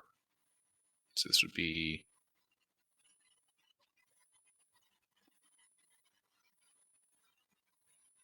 575 gold worth of plunder. Okay. So the assorted art category again Yeah, for now. yeah. Until we Basically, can convert it back to gold. yeah. That's the kind of thing where it's like I'm not gonna, create a list of every single trinket, odd and end that is composed of sellable loot. I mean, I might want to keep a souvenir. I want that list. What if we want to use them for money laundering? That's what you got me for. Oh yeah. Yeah. Also, I just make money laundering happen. yeah, money laundering works differently in this time. Are we able to identify a source of ignition for the fire?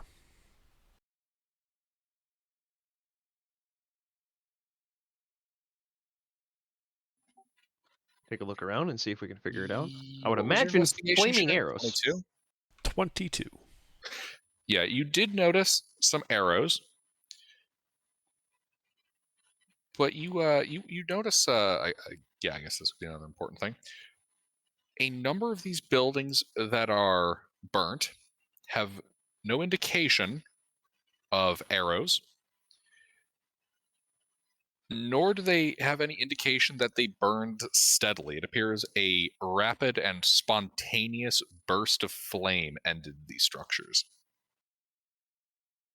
So, who are our magic people? Because I'm guessing that might be magical. So that type of rapid fire spread would probably leave like a blast pattern and spalling and the like. Is there any indications of that? Of Spalding? No. Of actually, now that you mention it, Well, like for fire to move that quickly, you would have to have some force of air behind it, and so that the ash it would leave behind would have a certain linear striation to it. there would be striations of ash around these structures. Okay. Based on those striations in my 22 investigation check, can I determine the point of origin for said fire blast?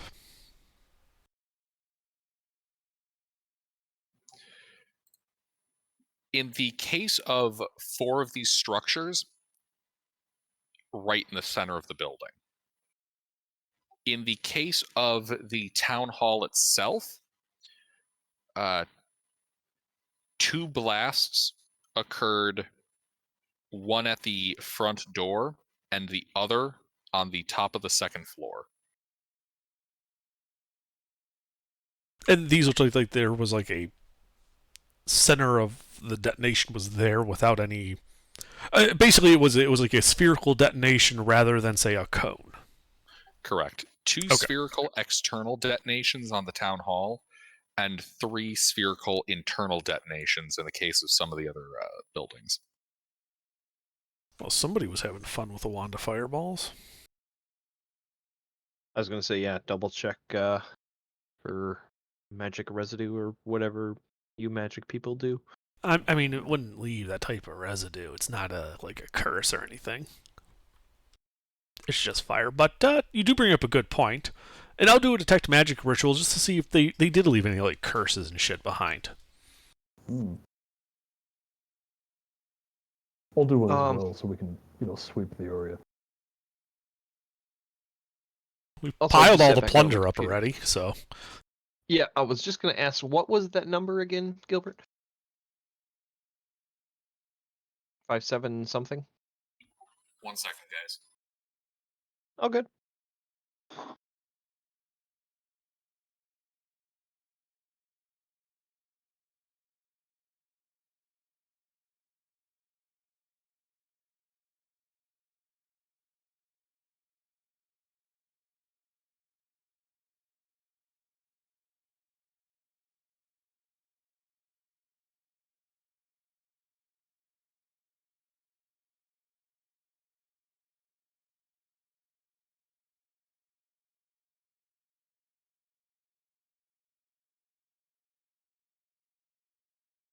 Okay, I'm back. I'm sorry about that. You guys were doing what?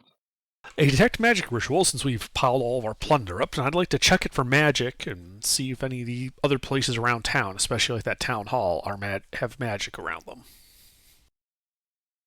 All right, yeah, you go scoping around with it. You are detecting 0 magic. All right, it's clean, guys. And then I'd like to go into the town hall and scope out. Like, is there any records or anything like that? A last desperate message, etc. And then I had asked what the loot total was again, because I was not at my computer when you gave that to me. Oh, 575. 575. All right, yeah, you go scoping out the town hall. Do you need Give another me- investigation? Yep, another investigation. I can help.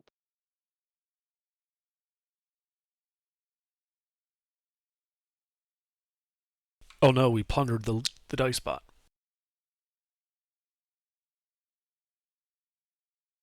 If there were any records,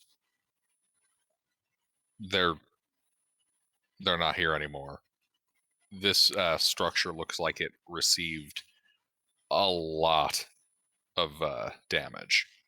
All Like, right. almost everything in here is gutted to the ground. You do spot, however, there is a more refined pile of dust and ash situated kind of towards a more clear section of the room. It appears a man with a top hat and a monocle was vaporized here. The monocle still intact? No, there's no monocle nor top hat, but I mean, Pete's analysis there isn't entirely wrong. Oh, well, he said it was a refined pile of dust.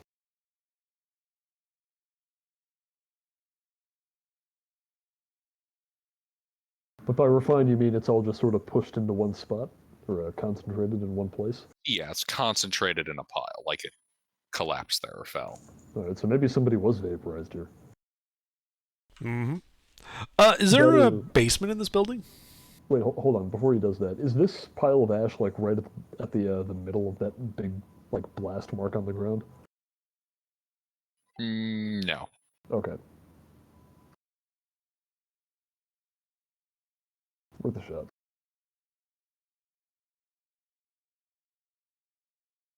As for a basement, yes, it does have an exterior cellar entrance. We should probably check out the cellar. Sure. Off we go. Into the cellar.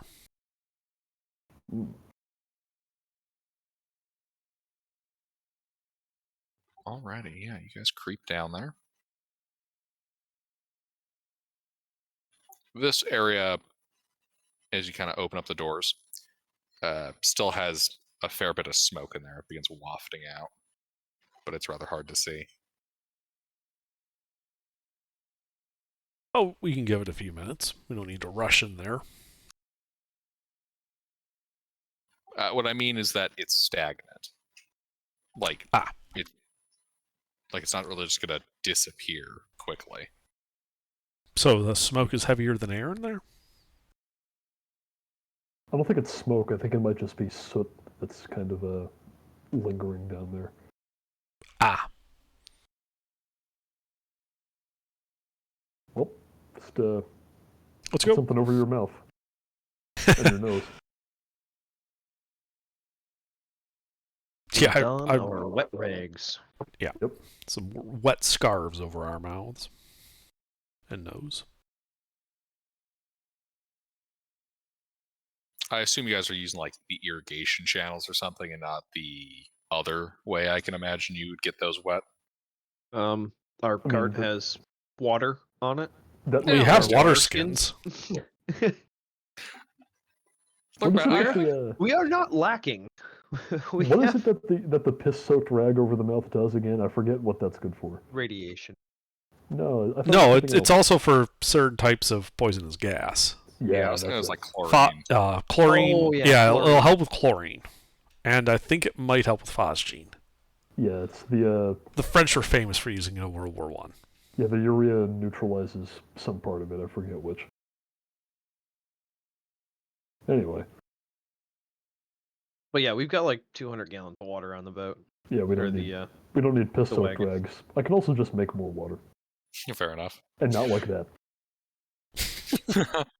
we can all make it like that. The cleric and druid uses create water via the plumbing. He takes a very long pee of pure, crystal clear water. Druids.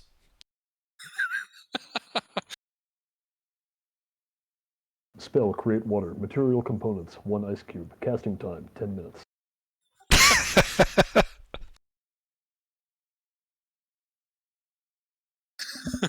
That needs to be a gag D&D item. That is great. Ice cube of melting. Alright, yeah. Yeah, you guys go in there. Soot all over.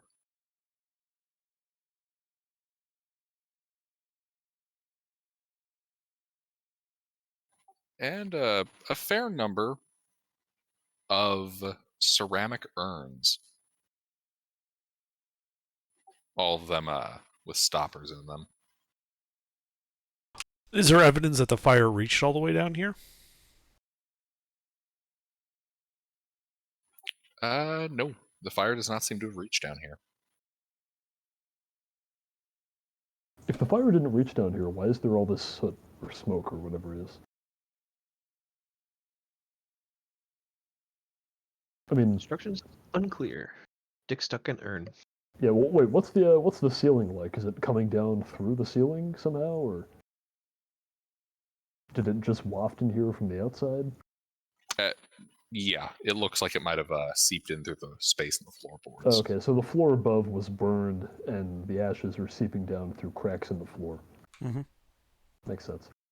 But we should. Is this like just a one-room cellar? 3-room. It creates a U. There's the long bottom section that you guys are entering, and then the 2 rooms that you can see at either end of the hall. We should check the whole place. There might be survivors. Yeah, I was going to say, did the cellar doors look disrupted when we were entering? Yes. Such a beautiful pair of words. What? Cellar door. I don't get it. One of you has seen Donnie Darko. I haven't in a long time. No. Alrighty, but yeah. How large are these urns?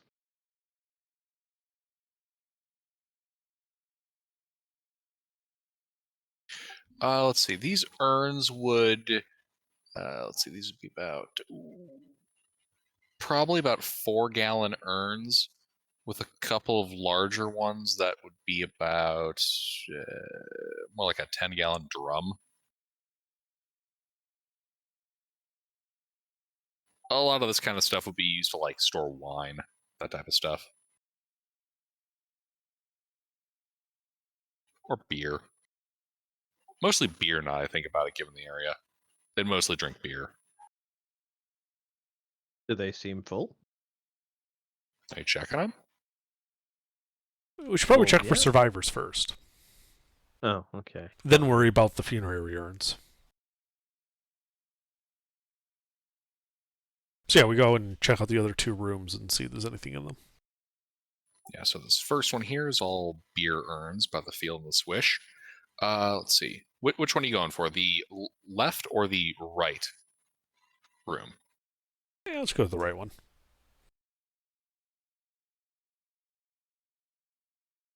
Alrighty. The door to it is blocked. Like, you try to push it open, you can feel it give, but like something's keeping it from opening. Like, does it feel like a bar across the center of the door, or something heavy placed up against it? The latter.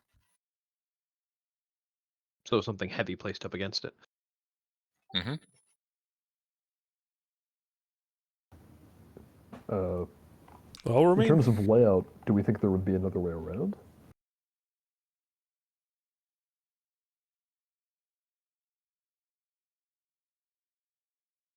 I mean, there could be a connection with the other room, but you haven't been there.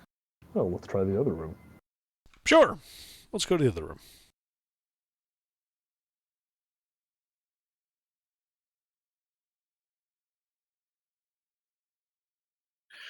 Alrighty. Inside of this room, you can see a number of larger urns. I really shouldn't say larger, because given what they contain. Yeah, no, these would be some smaller urns, maybe a little bit bigger than your heads. And a number of holy symbols on them. The silhouette of a featureless humanoid is painted on the lids and surfaces of these urns, with its arms spread open in welcome. Detect magic ritual.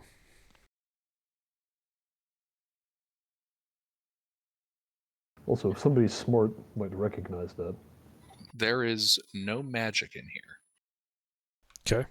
Do these symbols have any meaning to me? Religion check. Nah. This is common knowledge. The featureless humanoid with arms spread in welcome is the holy symbol associated with Charnum, the neutral god of mortality,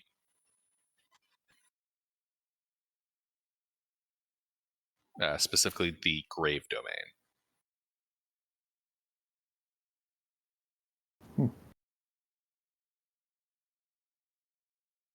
This is typically associated with funerary urns. And there are urns in here. There are urns. Many urns. So is this just like a family crypt? Because that's kind of the vibe I'm getting.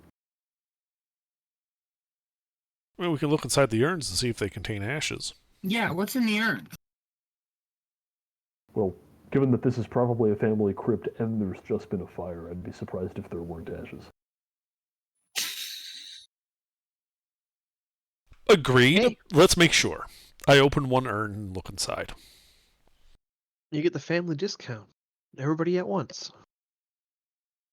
Alrighty. Yeah, inside of these urns, you can see a pile of ash that buries a skull. Like, you can see a bit of the skull sticking out of the ash. Interesting. I cut off their heads and burn their bodies. Is that a Does the inside of the urn look like it has any liner?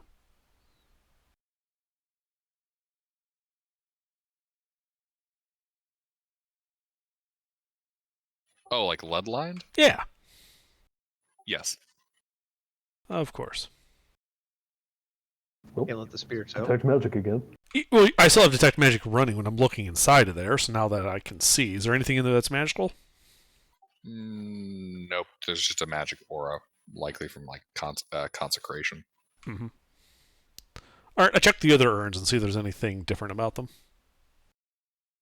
Nope. They all follow this pattern. Okay. Is this sort of partial cremation a funeral practice that we'd be familiar with? So let's see. You guys are foreigners here. So in general, funerary cremation is something that occurs. Generally speaking, though, like the most common way this stuff is handled would simply be through burial or mummification. The Nagramore frontier, though, the whole like cremate the entire body except the skull, that tends to be a very, very much a Nagramore frontier ritual. Okay, but it isn't normal here. It's normal here, yes. Okay. Usually there's yeah, effectively, yeah. Sorry, for a second I'm like, do I really need to go on the whole spiel? Nah, it's not particularly relevant at the moment.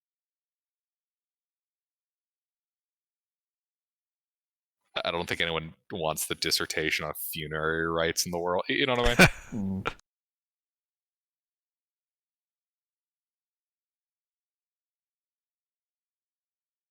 Suffice to say, most cultures will maintain either some or all of the body in the event that that individual needs to be raised for whatever reason.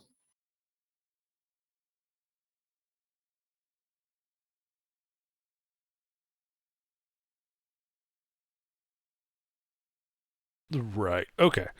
Can I take a look around this room and see if there's any like secret passages or alcoves or hidden things?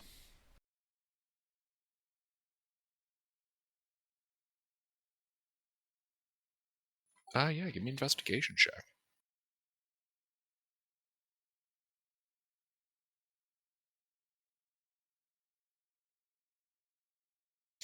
Yeah, so you're looking around and you can see a section here where it looks like some plaster was punched through. And it appears to, as you kind of look in, connect to the internal workings to get a concealed door to move. Like you can see the edges of the door now, and there appears to be this like thin kind of hand puncture to get into it. Looks like someone ruptured it. I mean, I have dark vision, so when I look in there, what do I see? In the puncture. You can see a room full of scrolls, several scroll racks and whatnot. Neat. What does detect magic tell me?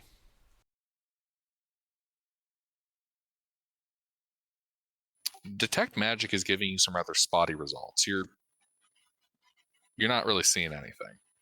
Okay. Like in that room. All right. Well, guys, we'll see. There's a records room in here. We should probably extract that to probably, have value to the officials. Oh yeah. Let's open up the secret door. Reasonable.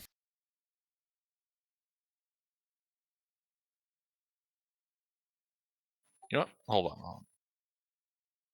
Let me get you some better info here on the spotty results that I mentioned.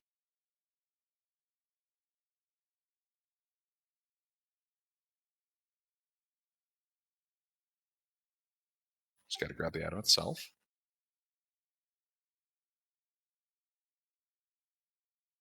All right, so occasionally, as you're kind of peeking through here, you are detecting a magical aura through the wall, but it kind of flickers in and out.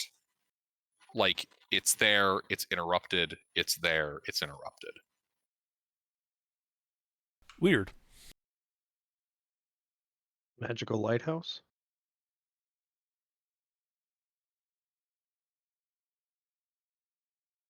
Don't know.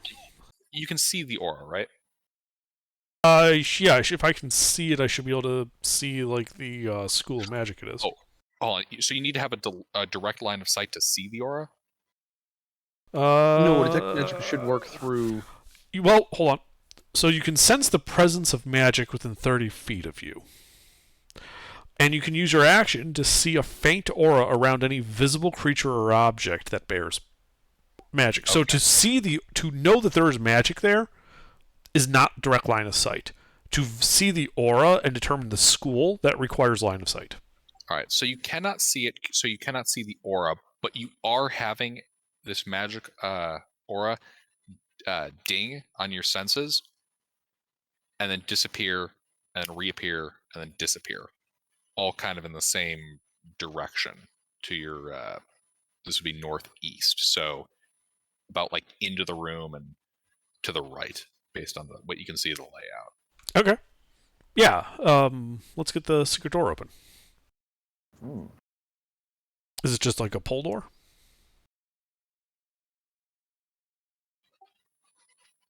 Push. Okay. I push the door open.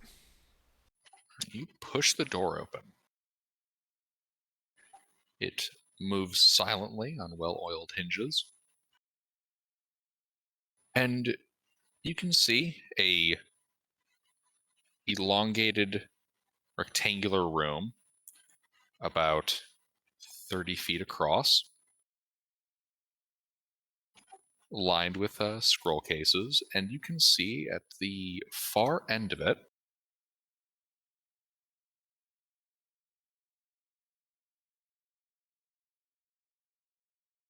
a figure dressed in I guess this would be like a tunic and skirt, typical of people in this area, sitting on a stool in front of a writing desk, sifting through scrolls. Okay. Does that correspond to where I was sensing the magic? Yes. Okay. Visually, what am I looking at here? Looks like a humanoid female. She appears to be engrossed in what she's doing. As far as the aura, since you can see it now, it appears to be coming from a red stick in her hand and registering as evocation. Okay. I go up. Hello. Are you all right?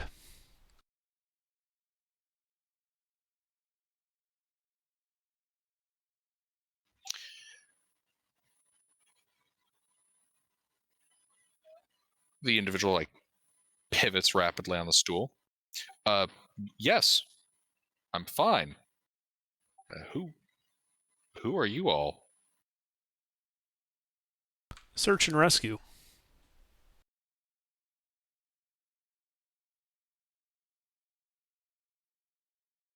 Who are you?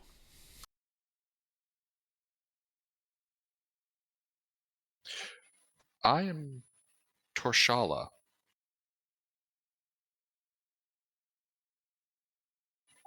Villager here. How common is literacy in this world? In this region, literacy is at about 33%. All right, Torshala, can you tell us what happened here exactly?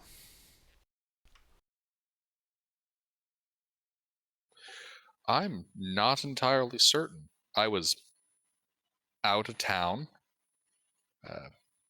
down in Ermorton, then returned to, well, my hometown being burned to a crisp. Insight. I'd also inside her. All right.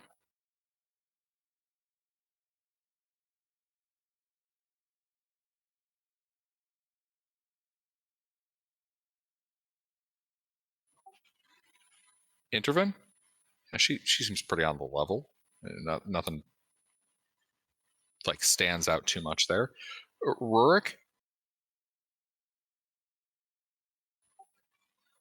you notice there's a slight hesitation before she gives out proper nouns, and you can see that her chest doesn't move when she speaks, like she's not breathing.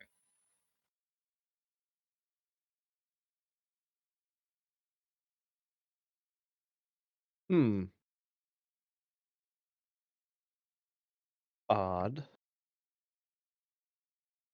Well, when did you get back to the Shawl then, Torshala? When did you arrive? Just earlier this morning.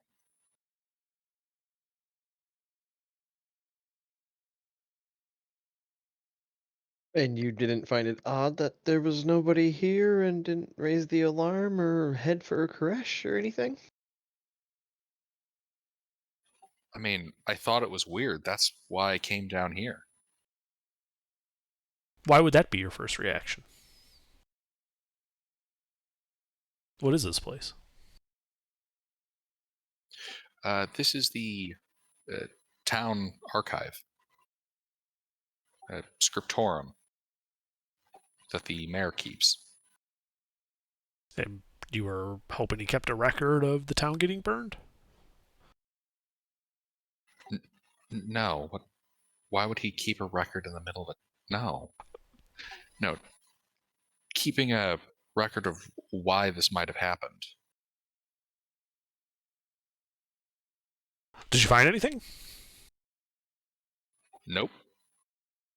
I found nothing.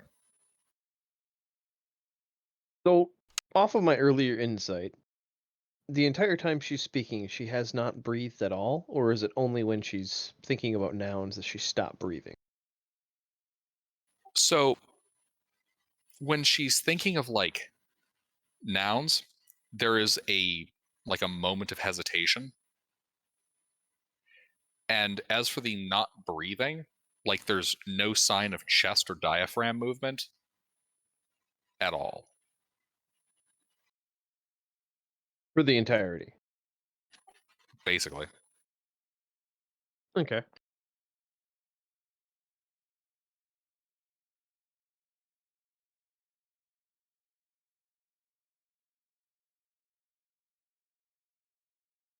Is she still sitting at that desk? Sitting at the edge of the stool, but yeah. I'll just walk over, just kind of like looking at the papers, like, well, you didn't even hear us open the door. What, even if it isn't related to this, I'm just a curious sort. What did you find here at all? That's interesting. Nothing, unfortunately. Just administrative notes. But, I should be closer to the desk at this point to kind of look at the desk and see what it is she was reading. Yeah, these are not what one would call administrative notes, like crop yields and whatnot. Yeah, what are they? Arcane research. Ah, okay.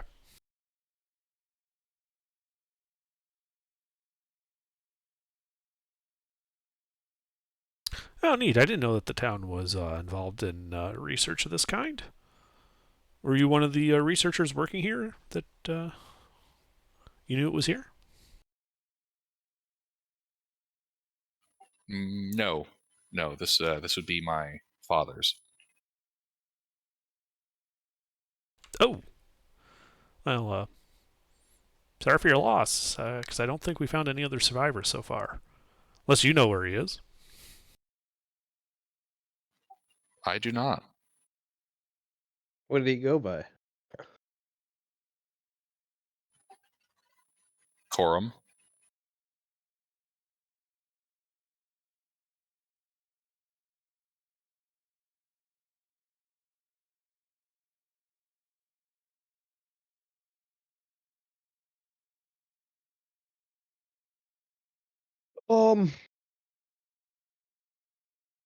Does she look at me when she answers that?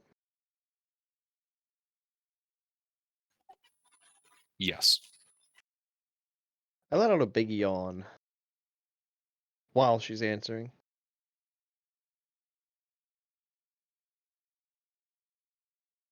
Give me a performance check.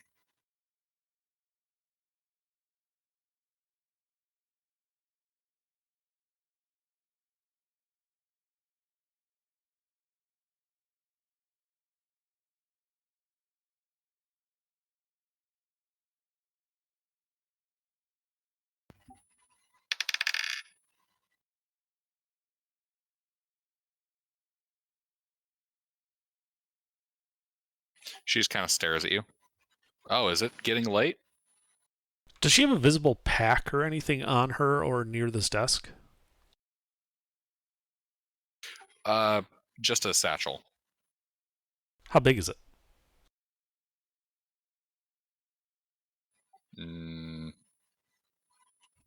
Satchel size? Let's see. Probably about 1 foot by 1 foot as I look at my ruler. Okay. I ask because some satchels are bigger than others. So that's not enough for a few days' rations. Assuming she's carrying, normal supplies. It's not that big. Correct. Given that this woman seemingly doesn't breathe, I don't think eating is going to be a problem for her. Well, I would say, yeah, it is getting a bit late. It was about midday when we arrived to start searching for survivors and evidence of what happened here. You're the only survivor we found so far. We do have plenty of food and water with our cart, and you're more than welcome to,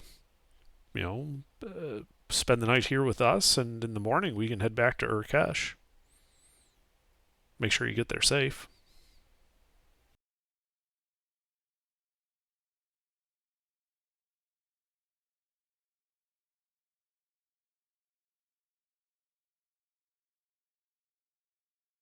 She hesitates for a moment. I mean, I wouldn't want to impose, but Well, offering. we were sent to find out what happened here and why, and I'm making the executive decision that survivors take priority over, a burned out husk. In this way, I'm mentioning it to her almost as an aside. This way, we can also help you secure your research and get it to Urkesh safely. I'm sure there's plenty of scholars there that would at least be willing to help. Well, the implication being that, this way she has, an armed detachment with her, and she doesn't have to worry about hauling like a cart's worth of notes in the open and through banditry and all that. I thank you, but no, I can handle these research notes myself. Thank you, though. I'd be happy to share a campfire with you all tonight, though. Of course.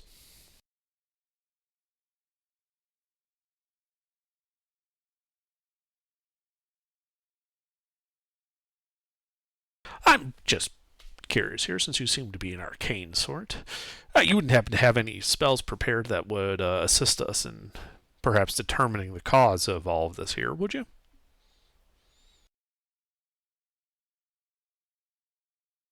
No. Unfortunately, that kind of divination magic is not my forte.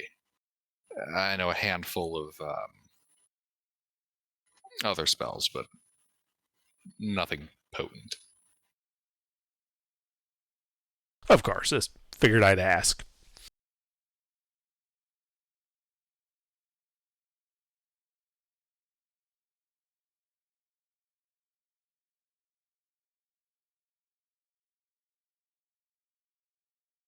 So I am curious. What kind of research were you doing? Oh, not me personally. The mayor of the town. Your father's the mayor? Yes.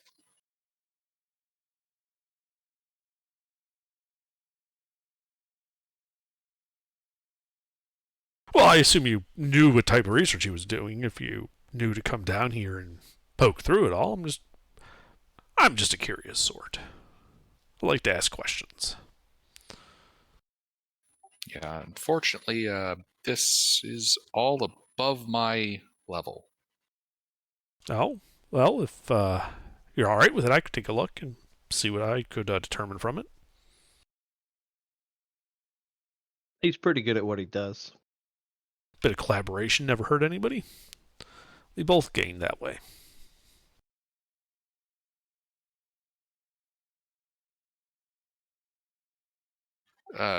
Sure. Why not?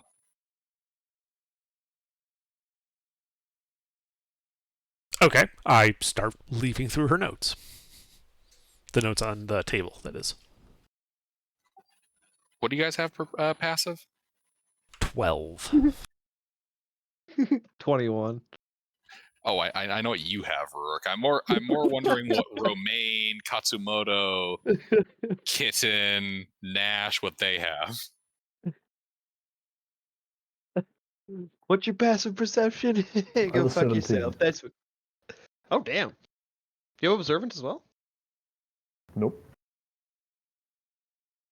7 perception. Oh, I suppose, yeah, your wisdom builds, so it makes sense. 17. Well, your perception is 7. Your perception check would be 7. Kitten and Nash, what have you guys got? 10. Nash, Yes. what's your passive perception? My passive perception is 13. We have a wise party. Indeed. Wow. Yeah, so Rurik and Romaine, you guys notice her as she like shuffles out of the way so that Intervin can take a look. Slip a couple of sheets of parchment off of the desk. Where do they go? Like into her hand or whatever she's hiding them. Belt loop. Or making an effort to. Yeah, she just kind of slips them into like the rope belt loop. I don't see anything. Or I don't say anything yet. Yeah. I'm just gonna keep a closer eye on her, and I've hand on a dagger now. My back one, so you can't tell it's actually that I'm doing anything. Burke's just leaning up against the wall with his hand behind his back, the small of his back. That's all he's doing. Nothing threatening at all. Yep. And she's definitely not eyeing everyone. Definitely Romaine and Rook. She definitely isn't shooting a almost predatory glance at each one of you guys. Well, if she does that, I would just kind of smile and wink at her.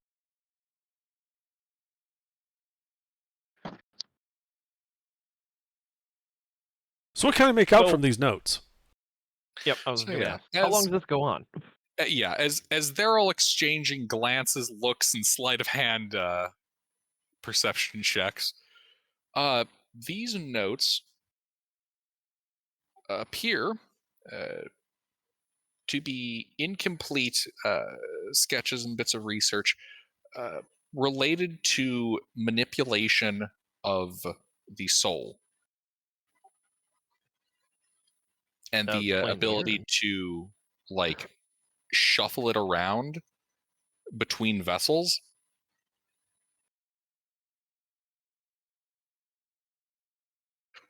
None of this is overly technical in the sense of how to do it. A lot of it seems to be like thaumaturgic proof of concept type stuff.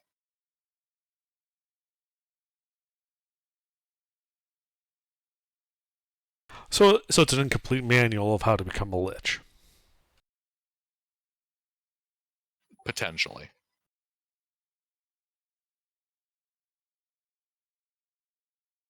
You say There are that? there are many uses for a soul and many ways that they can be manipulated. Right, but this is specifically talking about moving a soul from one vessel to another, such as to create a phylactery and then to restore a body from it. Potentially, or to shuffle a soul between bodies. Yeah, Hell, that's what I thought he even said. into an inanimate object. But yes.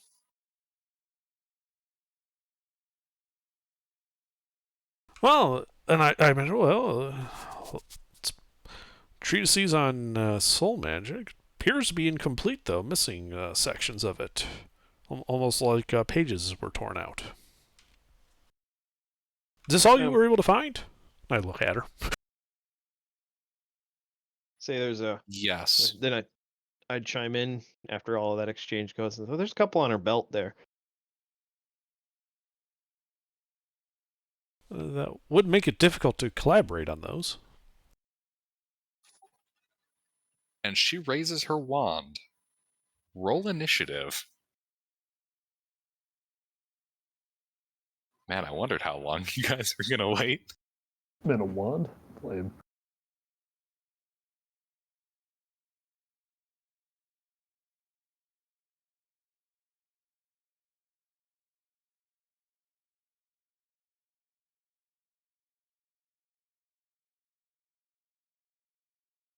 Holy shit, we're all rolling slow. I mean, if it's the same. Tatsumoto's gonna cut her head off. He needs a Vorpal katana. It'd be very fitting for his character. Just like the slow build to this fight. It's everyone rolls low. Everybody All right. grabs their weapons, the music gets tense, but nobody does anything for a second. Grab their Then weapons. draw. I'm still just asking for the pieces of paper. Tatsumoto! She must have just forgotten about it. It's fine. This is Kasamoto. Indeed, the moment has gotten tense. Everyone's reached for, well, everyone except Intervince reached for their weapons, and this woman that you've met here in the scriptorium has raised her wand towards the party. This is very dishonorable. All right, what are you doing? I am going to do a trip attack. All right, you can run up to her to trip her. Wait.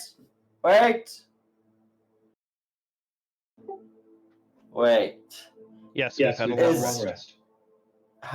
Is anyone like right up against her? I am. Yes, Intervin is right next to her. Okay, so I go right up to him and I bait and switch. Bait and switch. Pull his ass out of danger. Wait, what? What's going on? Bait and switch. All right. We are fighting something.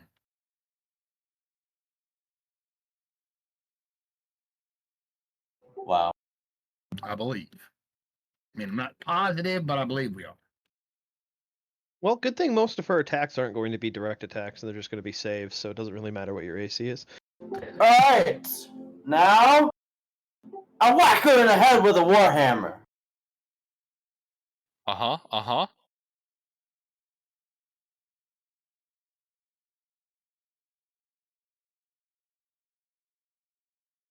Hit.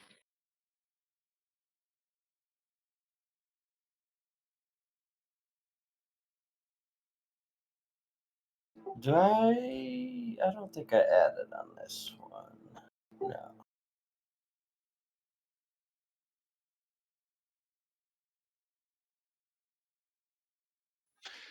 Yeah, you strike her. And? There's a crack as it hits. You have dealt damage. Yeah? Well, I'll whack her again. Indeed. All right, yeah. She does appear to resist the impact, though. Sorry, I had to tab over. Had to double check what I was reading. Oh, sorry, what? She does appear to resist some of the damage that you have dealt. Second hit.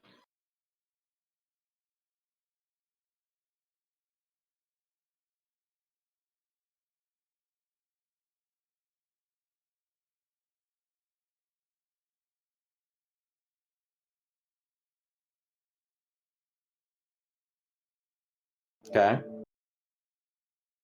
All right, yep. Second crack with the Warhammer. Anything else? No. All right, Nash. I am going to rage. And then stab the bitch.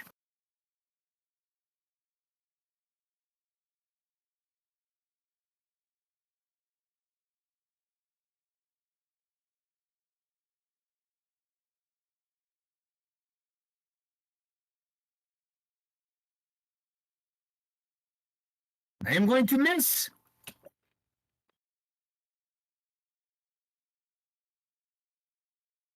I think. Yes, I missed.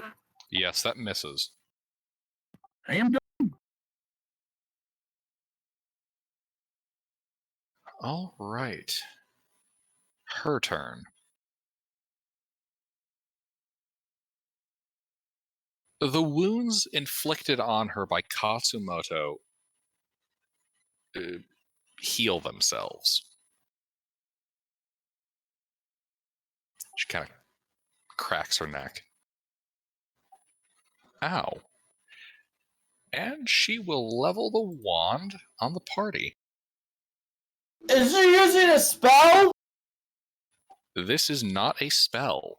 Oh, Well, okay. it's a magic item, but no, it's not spell casting. And I need a dexterity saving throw from... let me double check the radius of this shit. So it's not a spell. No. Correct. I need a dexterity saving throw from everybody. And this is a scene effect.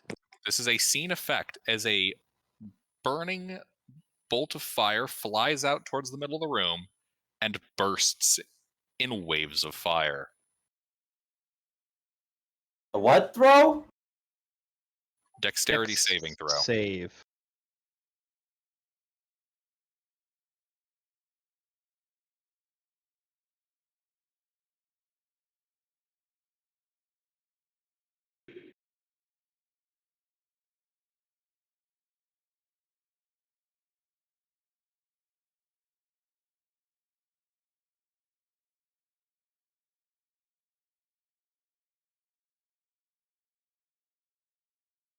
That everybody?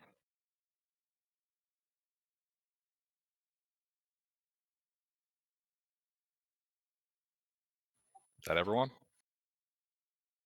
I don't know. I don't work here. I don't see one from Nash. Say what now? I just see Nash's attack.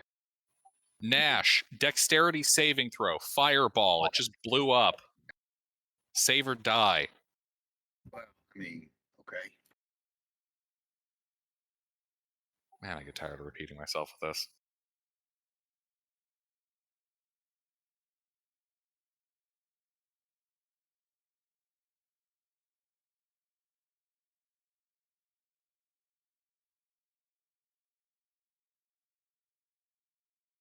There you go. Supposed to take half damage. So, Nash passes, Romaine fails, Katsumoto fails, Rurik passes, Intervin fails, Kitten fails. Save for half. So all of you that failed took 23 points of fire damage. Those of you that passed, take half of that. As a reaction, I'll cast Absorb Elements. Oh wait, I can do that too. Yeah, I will do that. Good thinking. Alrighty. And so Nash, Kitten, Rourke and Katsumoto, how injured do you guys look? I don't know. It didn't bloody me. Not yet bloodied. More than half?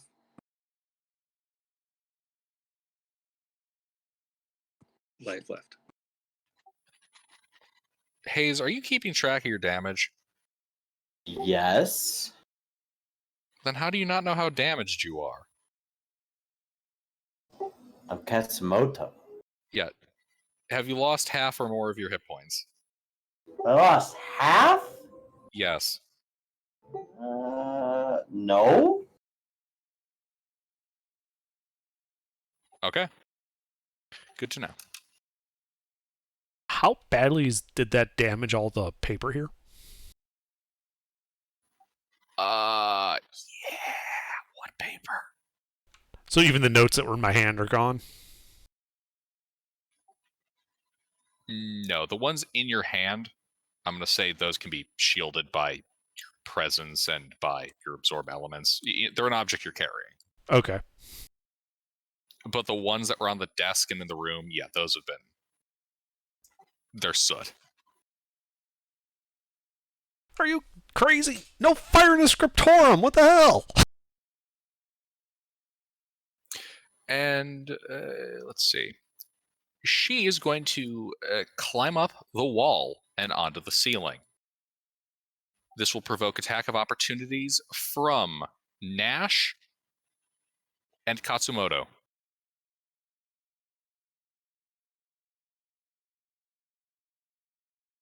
Eat 'em. That misses Katsumoto.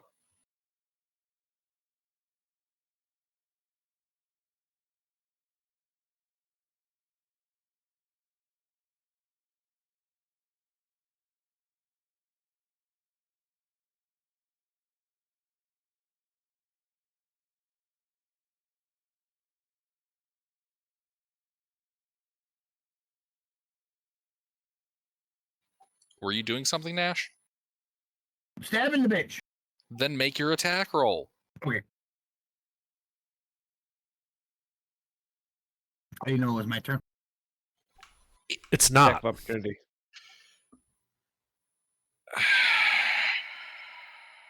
And he's Yes, you miss. that's what I said. All right. And so she will scurry across the ceiling here. Romaine. She's scurrying across the ceiling? Yeah. How high is the ceiling in here?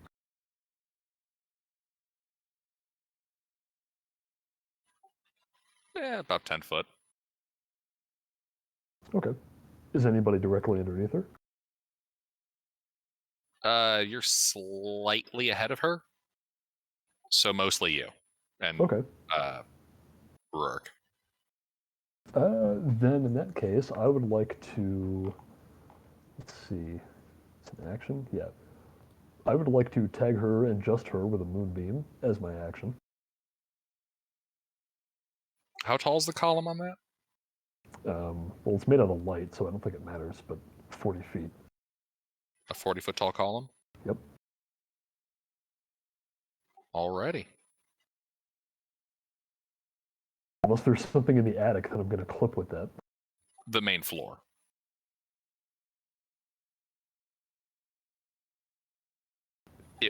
So It'd be coming through like part of the building, blasting through the badly burned floor and onto her, onto the floor of the basement. I mean, you could always put the point of origin like right above her on the ceiling, and it just casts down into the floor. that's not how it works. Oh, like the bottom of the column has to be the floor? No, the origin is at the bottom, it's not at the top. Oh yeah, good point. Oh, okay, good to know. I don't think the light actually has clipping. I think it just sort of passes through shit. It doesn't say anything about it being obscured. Yeah. Yeah. Fortunately, it only affects creatures, so we don't have to worry about a cave-in. Yeah, it's nice like that. Unlike Yeah. Fireball, Moonbeam is a safe spell for the Scriptorum. That's part of why I wanted to ask, because Are you going to risk like slicing the ceiling apart? No, All right, it doesn't do that. good to know. Yep, that's my action. Bonus action, turn into a bear. And then, if I'm not already in melee with her, I will get into melee with her without entering the moonbeam. Alrighty, you're able to do so. And that's it. Rurik, You said it was a push door, right? yes. I push it back. I shut the door. Yeah, she glares at you. No, we're not done asking questions here, so don't go skittering off. And how do you stick to the ceiling? That's quite impressive. And then I will fire a firebolt at her. A arrow, one of the basket arrows that have been converted over to hold a oil-soaked rave with self-igniting ash in it.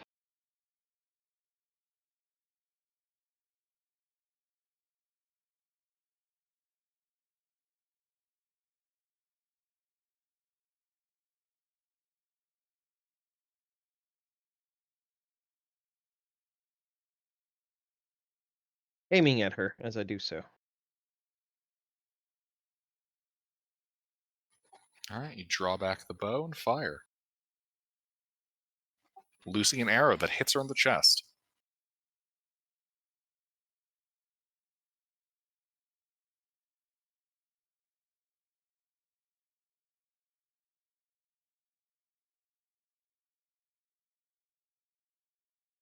All right. Jesus.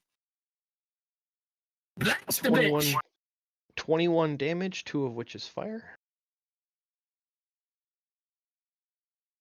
Which is penetrated inside of her because it's inside the arrowhead. Mm-hmm. I'm not getting that technical. Let's see. Alright. I'm just gonna say it hurts like a bitch.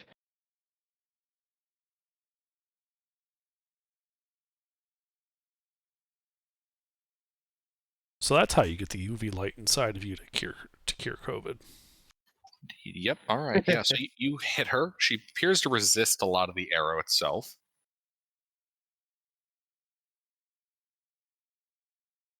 Alrighty.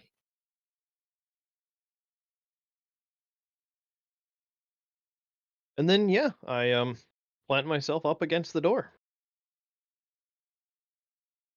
ensuring it stays closed.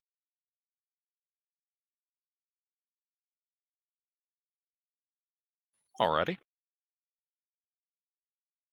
That's it. Kitten. I have a climb speed. Can I just follow her? Yes. So I rage, my tail grows out longer, and then I just start climbing just how she did, also sticking to the ceiling. And then I stab her.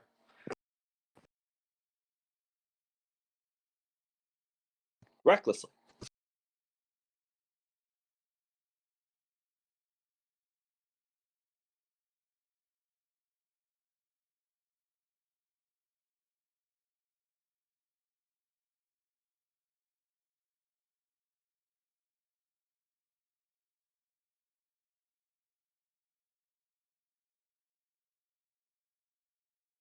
That is a hit.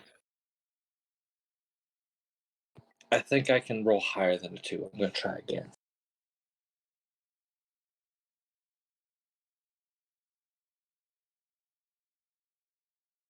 Well, that's right. I have 14. Piercer. Nice hit. Thank you.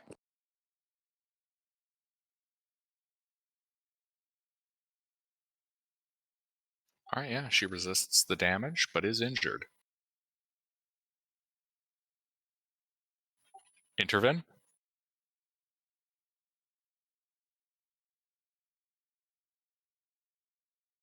Alrighty. Let's see. She's in there.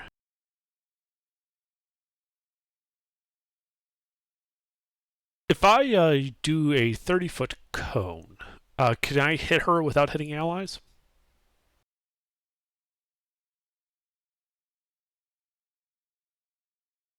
It's okay if I have to move around a little bit.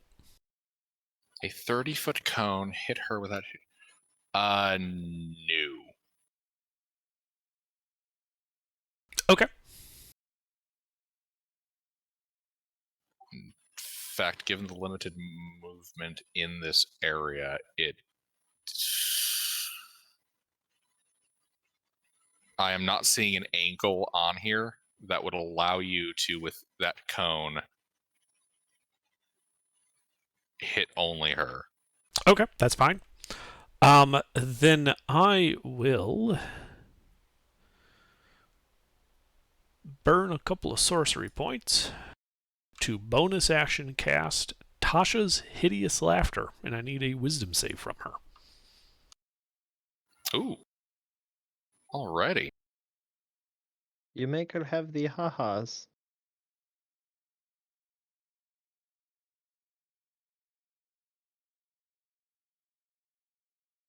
That is a failure.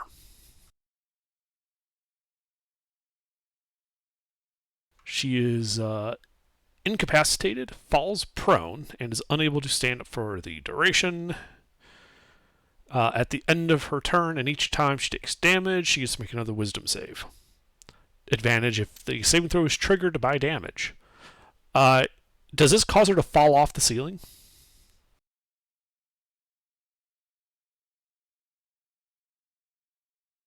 I'm gonna go with no, she doesn't fall off the ceiling, but she is like hanging slack from it and laughing. Okay. So that was my bonus action. Okay. Can I use action to cast Mage Hand and grab the sheets of paper she tried to hide from her belt and bring it to me? Since she's incapacitated. Let me see what Mage Hand allows. It's active hand appears at a point I choose within range, 30-foot range. You can use your action to control the hand. You can use it to manipulate an object, open an unlocked door, container, store, retrieve an item from an open container, or pour the contents out of a vial. You can move the hand 30 feet each time you use it. It can't attack, activate magic items, or carry more than 10 pounds. So, since she's incapacitated, she can't resist it. Yeah. Okay, yeah, it seems like you'd be able to use this to pick her pocket. Cool. Yeah, I just want to grab those papers and secure them along with the notes I was able to save. And basically just using that as my action just to grab the notes and safeguard everything. Alrighty. You said this was Tasha's? Tasha's Hideous Laughter, yes. But that's it for my turn then, because I used Tasha's as a bonus action. Alright. Top of the round, Nash. How far up is she? Let's see, she's kind of hanging slack from 10 feet up. 10 feet? Okay, what is jump then? What is a vertical? How high? Mister, you'd be able to hit her very easily. I don't want to hit her. How high can you jump? What is the jump thing again? Straight up? Is it? Are you attempting to jump up and grab her? Yes. You would still be within the same range that hitting her would be, so yes. Okay, good. Wouldn't he have to run into the moonbeam to do that? He would. Okay. I'm gonna run and start. Run up there and jump up. Well, wait, I couldn't have positioned it anywhere where it, wouldn't, get She's away in from it. the She's on the ceiling. So to grab her... Additionally, Let's with the get underneath her. positioning, you would have to be putting that in a place that I assume you weren't going to catch Rourke or yourself in it, so it's already, pushed back slightly at the Okay, center. well, why are we, surrounding her on all sides? It's... I Okay. don't know. I'm bringing her down. All right. Okay, so I can jump up and grab her? Yeah, you're able to jump up and grab her. I believe that's your first time entering the moonbeam, though, so don't you have to make a save? Yep, he does. What kind of save? Con.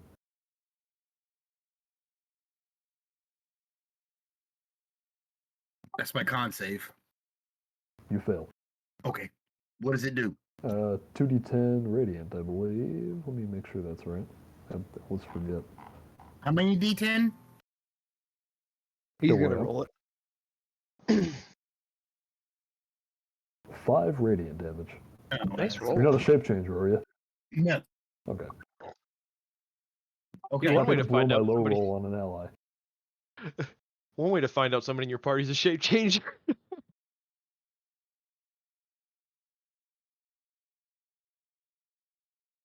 I miss. Fuck. Shame. Action surge. We'll do it again, bitch. Wait, hold on. Wait. You're trying to grapple her. Yeah. That's I a jump up and try grapple to check. grab her and miss. It's a grapple check, not an attack roll. So what is that? A strength check? Strength athletics. What's your athletics score? Oh, +4. So it's worse than my to hit. So it was a 7. Right. Yeah. So it was a But 7. So I missed. So I'm gonna try again. No. I can't. It's She has a to contest. contested check. Ow.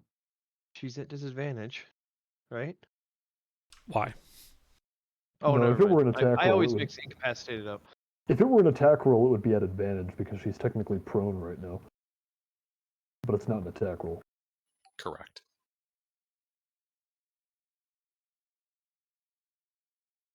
Yeah, it's funny. She's incapacitated and prone, but she can still try to dodge a grapple. It's the convulsing from the laughter. First time I've ever seen somebody rolling on the ceiling laughing. First time for everything. Yeah, ROCL. Failed. So in fact, she does fail. I beat her. I had a 7. She had a 5. I got her. Yeah, so you pull her off the ceiling. Okay. No, I just want to just drive her into the ground Okay. like a power bomb. Okay. Can I do that? What was it? What would I do? Roll what?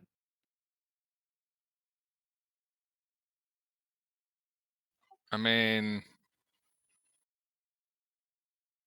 I That'd don't know. probably just be Unarmed an unarmed attack? attack. Yeah, unarmed attack. You have advantage.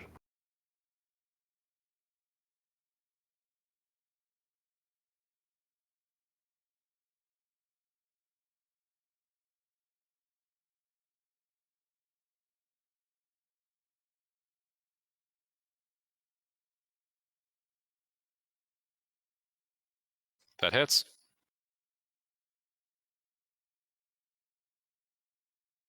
I just want to lay her flat on the ground. Just Okay, so what's your unarmed attack damage?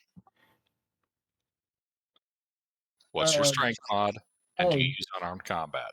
2 is my strength mod. And I do have the unarmed fighting style though. So Okay. it's a D6 or D8 for damage. Because you're using no shield. Well, no, I have a shield. Yes, So it's a D6. Yeah, D6.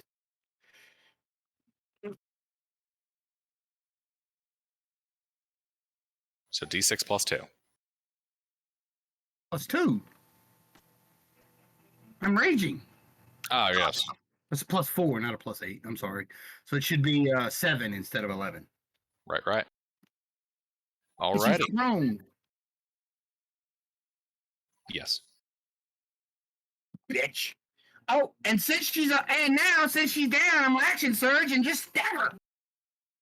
Is that not what you already did? Do you have 2 attacks to make without action surge?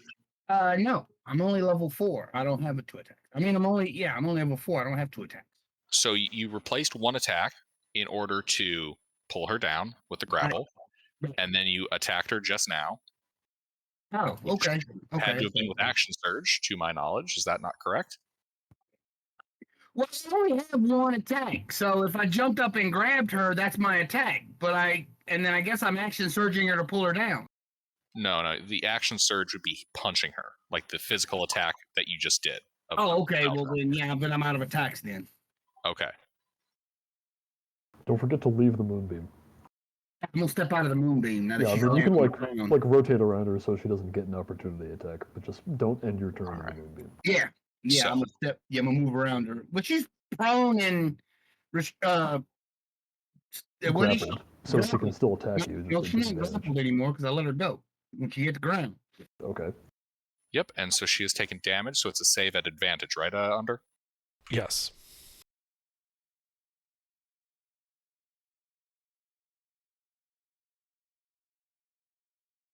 That fails, don't it?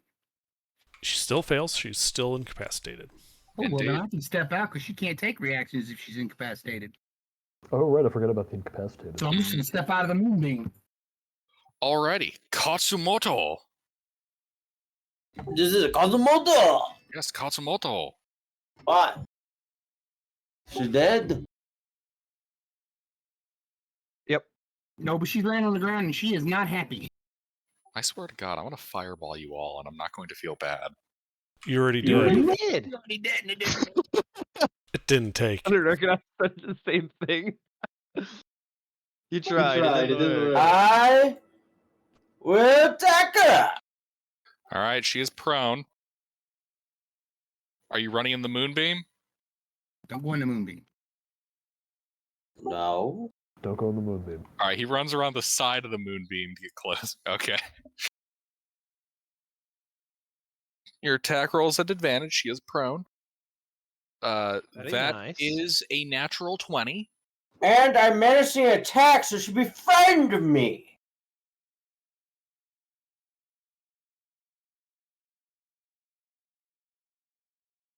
Okay. She must make a wisdom save. Are you frightened of me?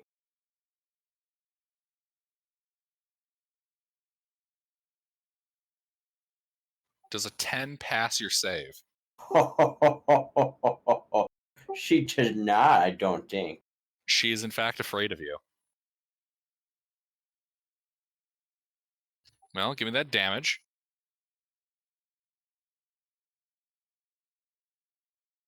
God damn, yeah, putting in the hurt. This poor bitch. She's getting manhandled. We're swinging her around the room and shit. Okay, that's it. I go finish making my tea. Bye-bye. Bye-bye. She does get another save at advantage. Yep. Is she ready to talk now, or? I mean, we could keep beating on her. She is still down. Indeed, and it's the start of her turn. Moonbeam!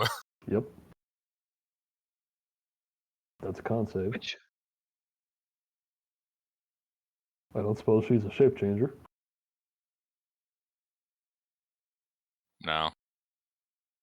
That 13. fails. 17 radiant damage. That's a bit better. Oh yeah, that looks like it fucking takes.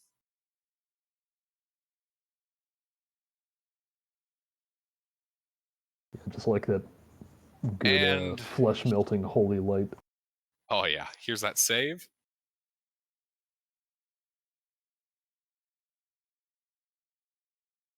Well, she's no longer laughing.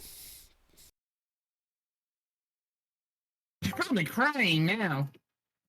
She is in fact pretty damn furious with you all. Oh, I made myself sad. So the problem is, she gets that save immediately after taking damage, and that happened at the start of her turn. So she basically gets her full turn. Yep.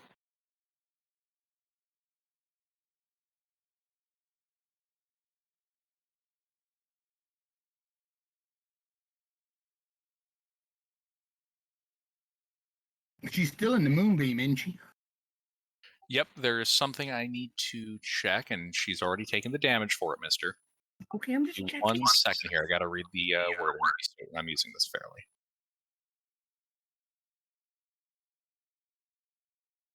probably should have taken her wand. Well, I mean, I put her on the ground. Oh, that would have been a good idea. Oh well. Yeah, I was just thinking about that. As like everybody that's interacted with her, nobody took the wand. Nope, I prioritize the information. Yeah, yeah. I mean, we'll probably survive another fireball if it has any charges left. All right. So,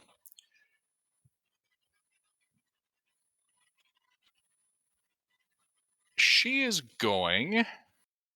To die. No. She's going to take the wand and center it on the ceiling, right overhead, catching Nash, Kitten, Romaine, Rourke, herself, Katsumoto. So yeah, everybody. Oh, that's hilarious. What is And this? what? A fireball? Yep. Is Intervin far enough away? Wait, is she even a spellcaster, or does she just have a wand of fireball? She's using a wand of fireball. Oh, okay. The faster we kill her, the more charges on that thing we get, so hurry it up. You've realized the real puzzle. The real stakes. Yep. I mean, Alright, I'm save, just. motherfuckers. Yeah, I got a 1. Intervin fails. Kitten passes. Nash passes. Rurik passes. Apparently, you are wise to her shit. Yep. Hold What on a about second, her? I- Did she pass or fail? Oh, I'm getting to that. She blows herself up. They sound funny. Is she bloodied? She's not currently bloodied. Really? She is Hold on a pretty second, dinged up, though. I gotta read some shit.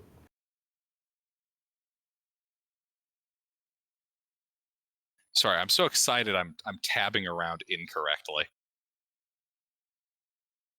Happens to the worst of us. Accidentally switches Firefall for Abidalzim's Wilting Horror. All right, so she passes. So effectively, everyone here passed except Intervin and Well, I haven't rolled yet. I still gotta figure out what my save is.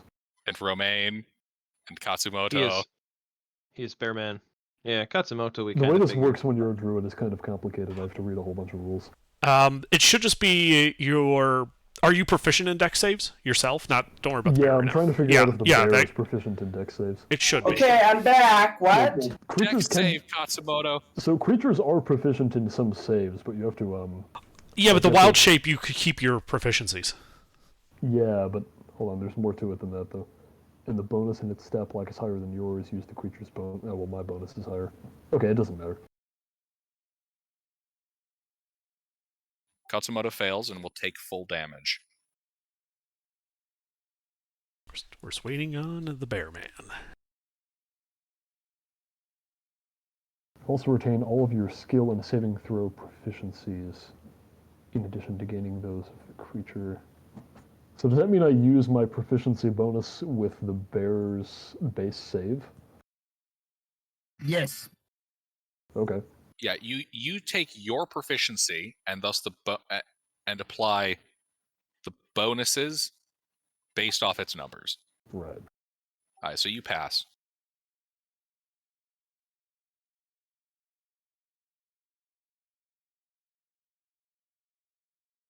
$22 fire damage. Another blast explosion. Well, I'll cast another Absorb Elements. I am now bloodied. Katsumoto, you take the full 22. I am bloodied. Who else is bloodied? I'm let's see. more bloodied from that. She's bloodied. All right. What kitten? I'm bloodied. All right, so it looks like everyone's bloodied. Not me. All right. You're a fucking bear. Let's see. So she will stand up. Actually, 1 second. I gotta check something here.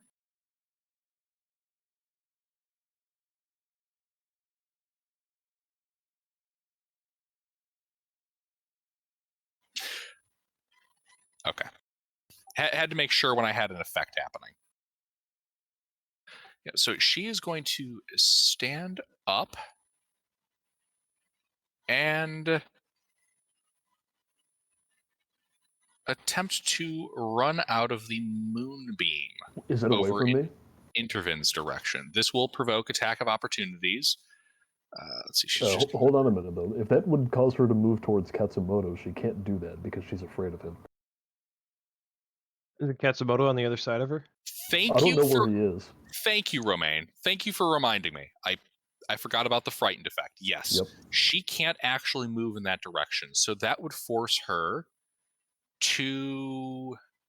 Romaine, you have to make a concentration save.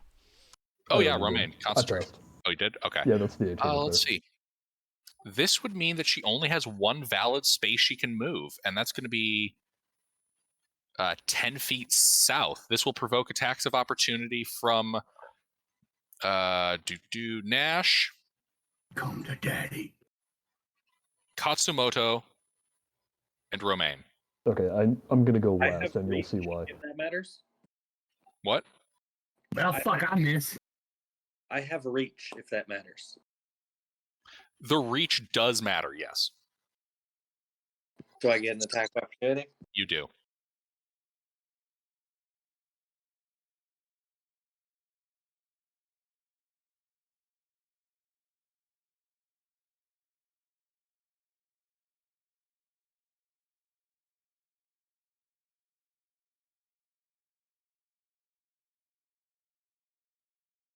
All right. Nash misses. Katsumoto hits, does some damage. Kitten hits, does some damage. All right, I'm gonna go after they've done all their damage. Yeah, she is bloodied. Okay, are we ready? Yes. I'm going to substitute my opportunity attack with a shove to push her back into the moonbeam. So you fucking clothesline her. Well, yeah, and also because this is the first time she's entering the moonbeam on her turn, it will cause it to proc again. Oh, you dickbat. Yeah. Moonbeam waterboarding. It seems to be a All right. recurring theme with this party. Additionally, it's Push. advantage-disadvantage because I'm large. So, Yep. So she's disadvantaged making a strength or dex save against you. Check. correct.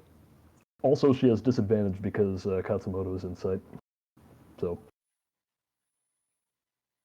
not that it matters at that point. Yeah. Let's see. I am proficient, and I get a +4 because I'm a bear.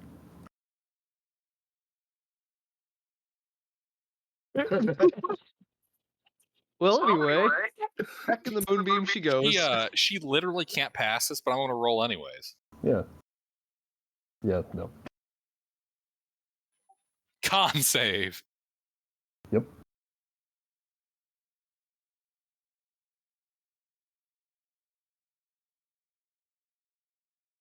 Man, I honestly thought she was going to be a bit tougher for you guys.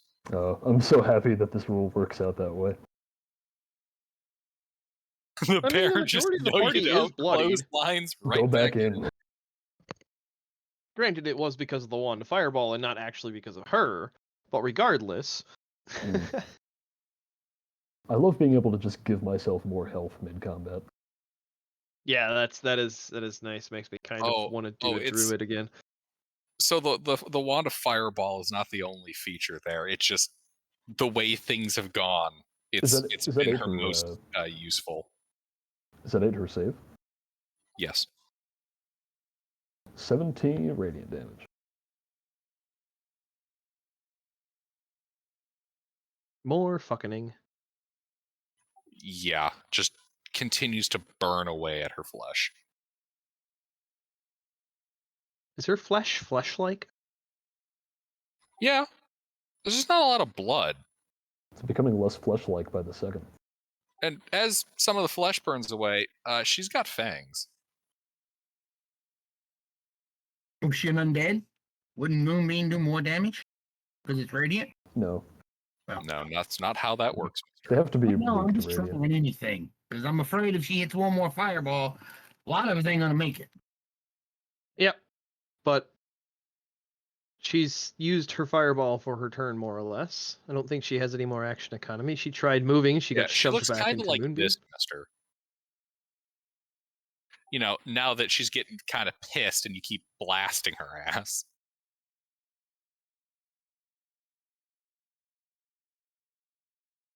Hey, the bear goes next. Oh yeah, now it's my Indeed. turn. Romaine. All right. I am going to Probably Let me take the think about wand. Yeah, but then I have to. Actually, yeah, we can go for it. So mean, I she's not believe that is an all the way in attack the movie. roll and then a contested check after that. Because I'm trying to disarm her. Run by me what you're doing again. If I wanted to take the wand, that's an attack roll and then a contested check. It's the disarm rules. 1 second. Yeah, Yeah, it's an attack versus her athletics or acrobatics. Oh, is that how it works? Yes. Huh. I thought it was like you have to hit them and then you make a contested check instead of damage. No, it's a straight contested check, but it's your attack roll versus their strength athletics or dex acro. Interesting. All right, give Their me a ability roll. to resist you pulling the thing away from them. All right, I don't believe I have advantage from anything this time. Yeah, you do. What? Oh no, it has disadvantage because it's smaller than you. This is an attack roll. Right. Her check, she's at disadvantage because she's smaller than you. It explicitly says it in the disarm. Mhm. Nice. All right, well, I just have a flat attack roll.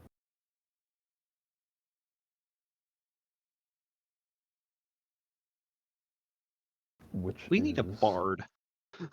Yeah, hold on. Where's the bear? We had a lore bard, but he got eaten. He didn't get eaten. He froze to death in a swamp in a tropical area. If I have multi-attack, does this replace one of my attacks or all of them?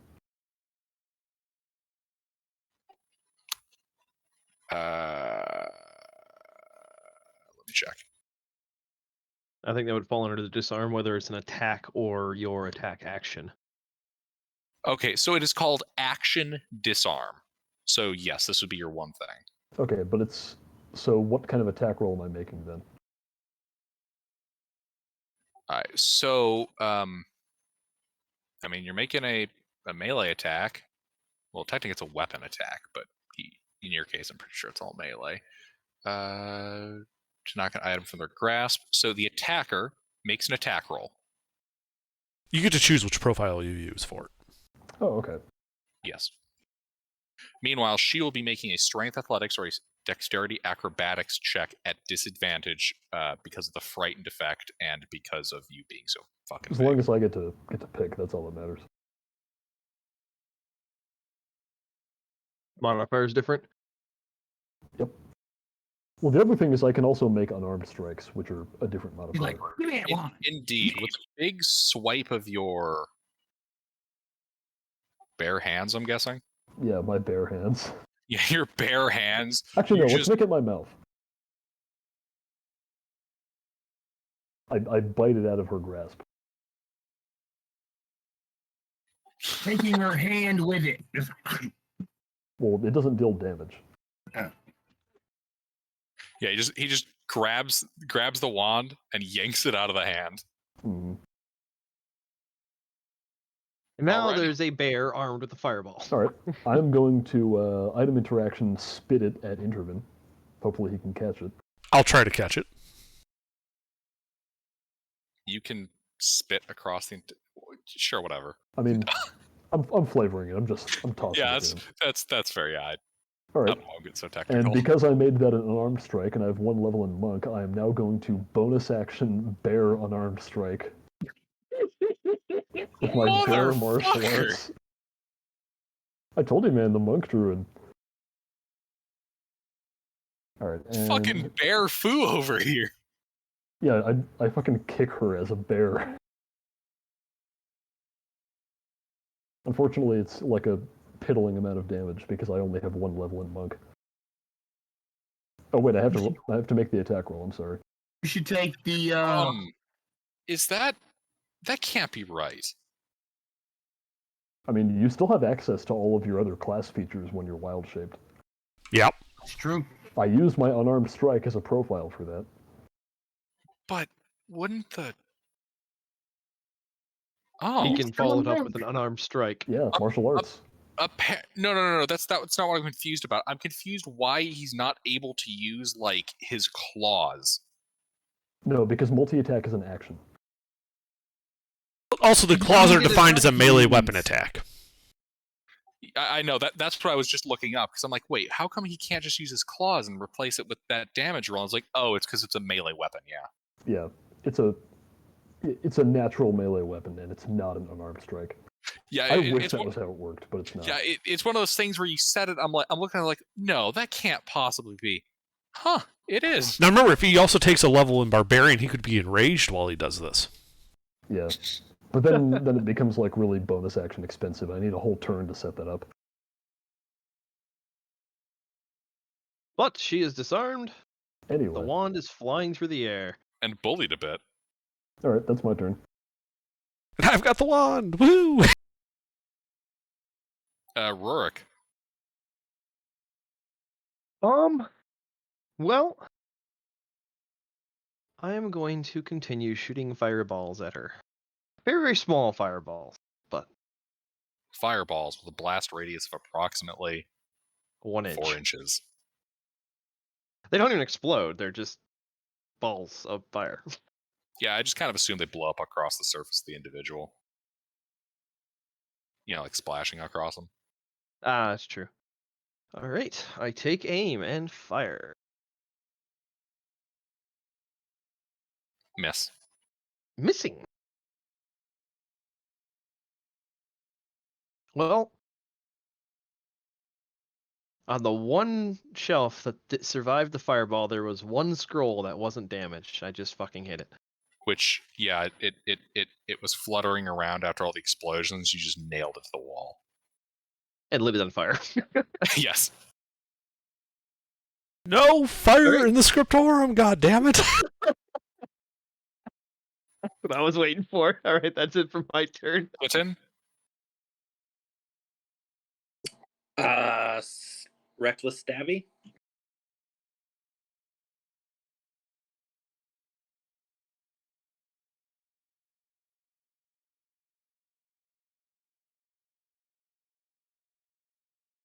Does have 15 hit? I actually don't know. A 15 barely hits. Ah, the window has been narrowed. I now know. I'm just on the ceiling above her, just stabbing down. Off to the side, so you're not in the moonbeam. Yeah. Slightly to the left, yeah. Yeah, she's pretty dinged up.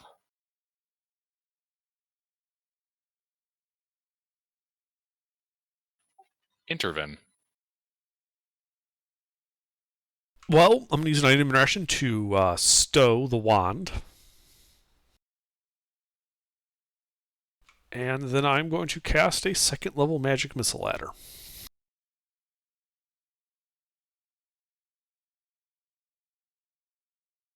So 13 force damage.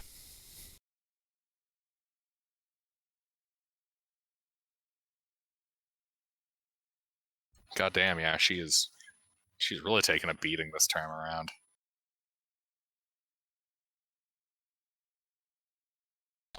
And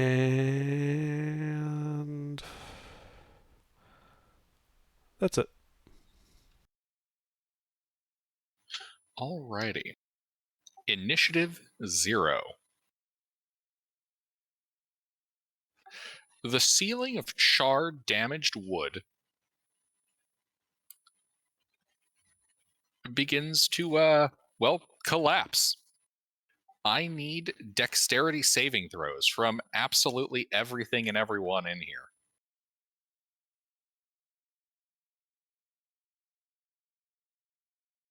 I open the door and take a step out in the hall. If you pass, sure. Would I 23? question? Would I be able to use reaction shield to mitigate this instead?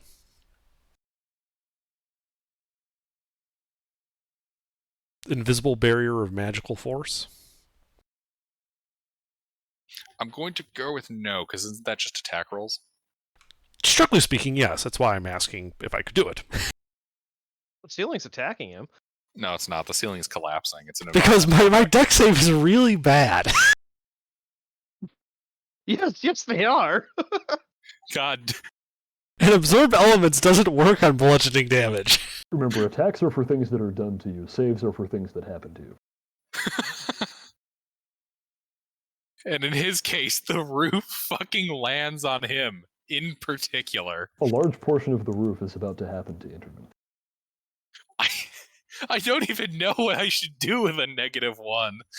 I'm just standing there like, oh, I got a wand, stows it away, and then immediately beam hits me right in the head. The roof falls on everyone else. The roof here collapses at an angle, causing all the shit on top of it to slide down on top of him. Yeah, a series of bricks and pieces of rubble hit him on the head one after the other, producing increasingly low tones. Bunk, bunk, bunk, bunk, bunk, bunk.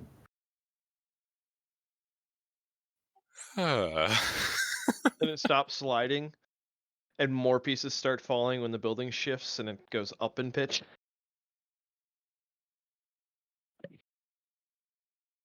Oh fuck! Wow, that swung high. Okay, let's see here. So Was yeah, this safe for half?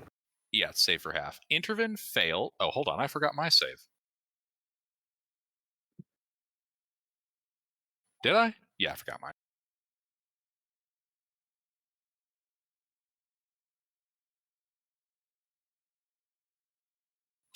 You might Fuck. resist. Hold on, I'm trying to But- figure out which one of you rolled first because I'm going top down. I got a 23. Okay, yeah. There we are. There we are. The first save. Okay. Yeah, Rourke passes for half. Katsumoto passes for half. Kitten passes for half. Nash passes for half. Romaine passes for half. I got a bunch of 14s. Intervin fails in truly spectacular fashion.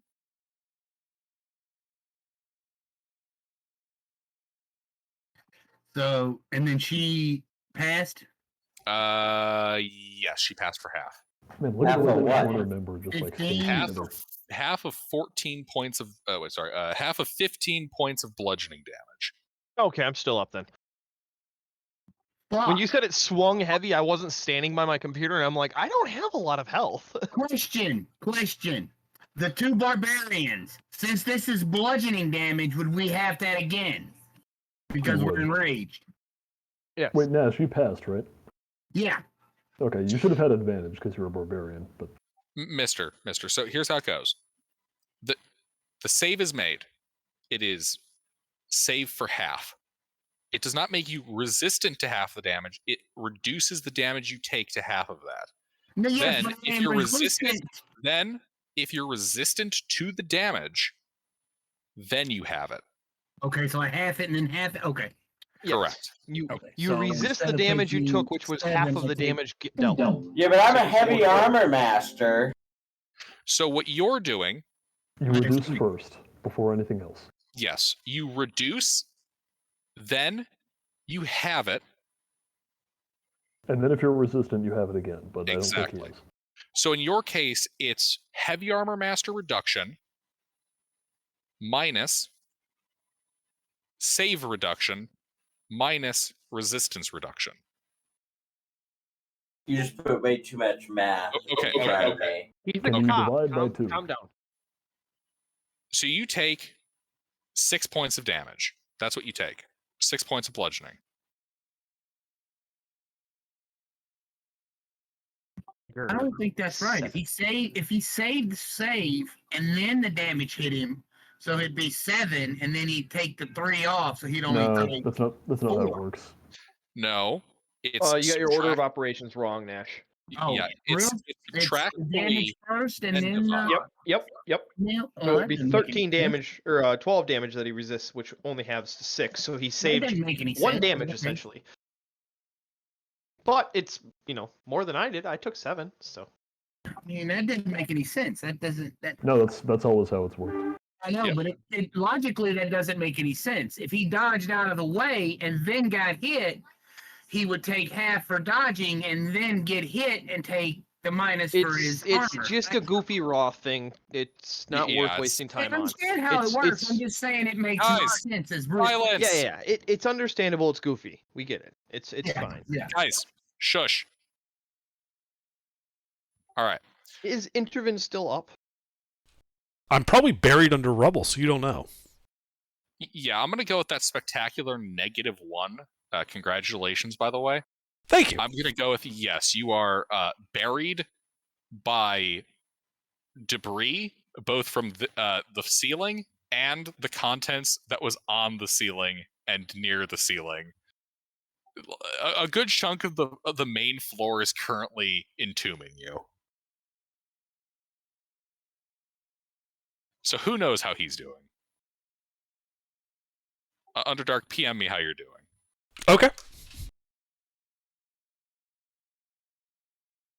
Alrighty, that's a niche 0. Nash.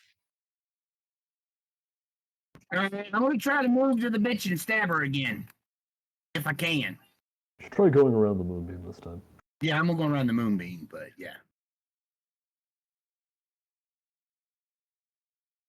So can I hit her from where I'm at? Yes.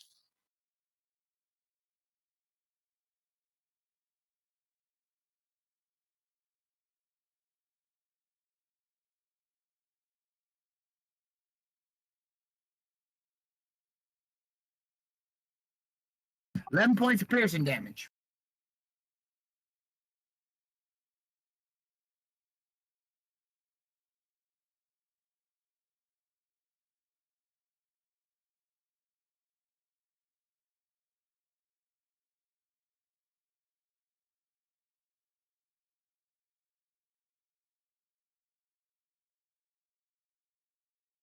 Yeah, she's not doing great. Anything else?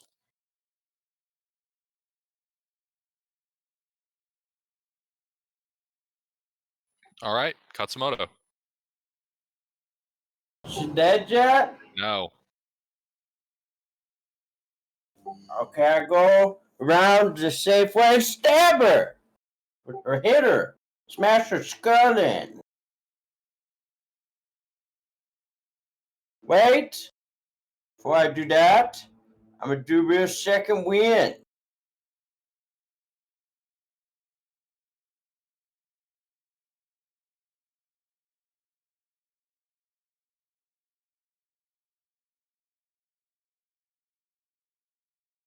Okay, I rack her again.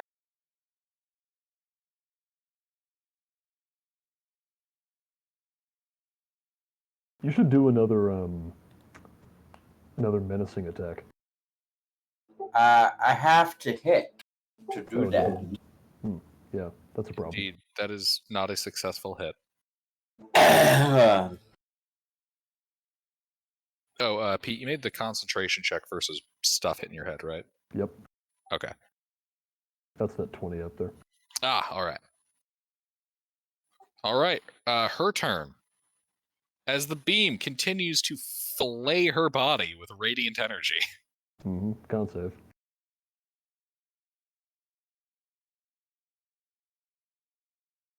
Oh, she passes. Final desperate moments of For life. 4 radiant damage. Ooh, shit. All right.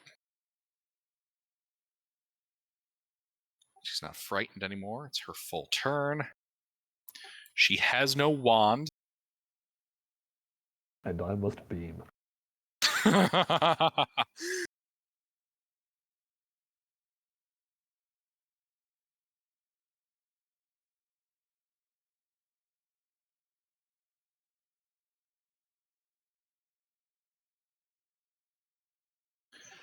All right. Who's badly injured? Or me. Yes. Bloodied.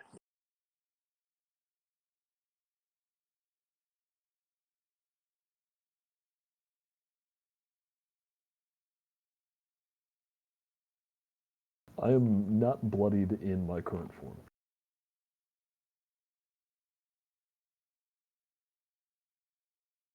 Thick boy. Mm. Well, her options are running out. She gonna try leaving the moonbeam again? Yeah, because that went so Is that- well last time. Yeah, exactly. Because that went so well last time. Actually, Has she tried surrender? I mean, yeah, she can surrender. that's true. That's true. She could. Good work, Wesley. Must like to kill you in the morning. 1 second.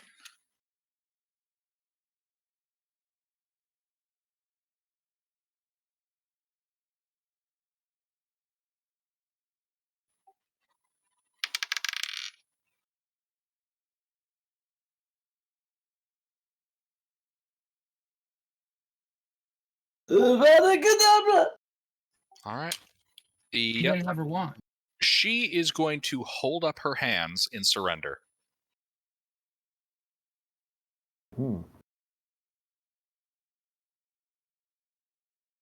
Abracadabra! And Now that we're getting a good look at her, she looks kind of fiendish. vampire. Yeah. And then we'll attempt to step out of the, radiant death ray that is flaying her alive. What do we think? Split decision, yeah or nay? Killer. All right. Yeah, she's not. Actually, here, you know what? Katsumoto, why don't... I mean, I'm going to take my attack of opportunity, but if that would... She would have to go through Katsumoto to go that way, right? Guys, let's see. In order to, stepping out of this would not provoke attacks of opportunity from you. It would provoke an attack of opportunity from, placement-wise, Nash, Kitten, and Katsumoto. Why wouldn't it provoke an attack of opportunity from me? Because given the orientation of the beam, her stepping out of it would still be in an area that you control. Oh, okay. But it would put her outside of their areas. All right. Well, Katsumoto, you should just push her back in.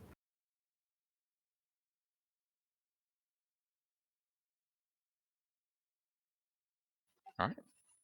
Let's see. She steps out. Is anyone making an attack? What's Nash, that? Kitten, Katsumoto. All right. So it sounds like no one is making an Wait, attack. wait. She's stepping out and moving towards us? She's stepping towards Katsumoto out of the beam. You should push her Yeah. back She's still towards Katsumoto, and she's still fighting to him? in. No, that Nope. only lasts for one turn. Okay. So are we attacking her? You should I push don't her know. back in the beam. She's at this point, no. She's stepped down and is out of your reach.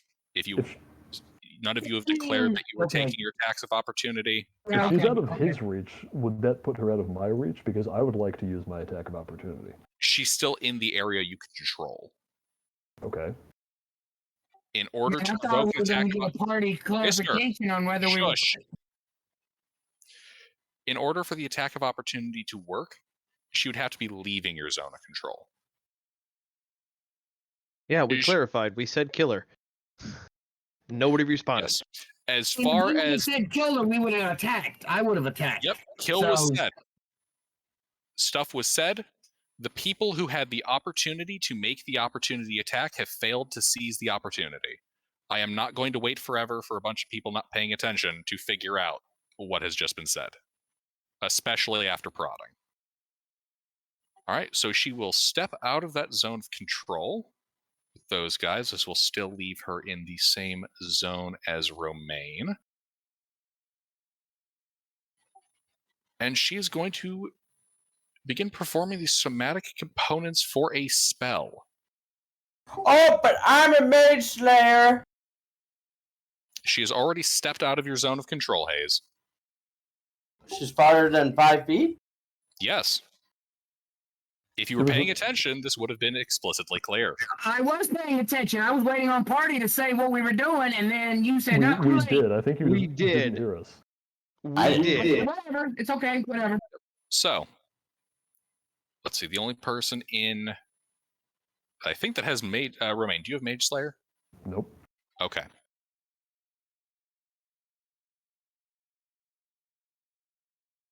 So she will cast her spell.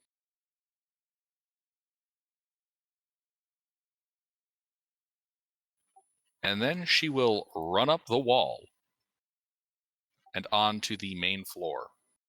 Wouldn't that provoke an attack of opportunity from Romaine? That would. All right. Let's pull her back in the beam.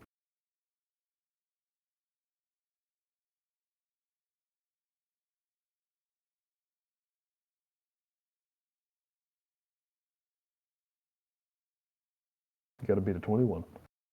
Indeed. You reach out to grab her, and you hit her, and your paw moves through her. That's not good.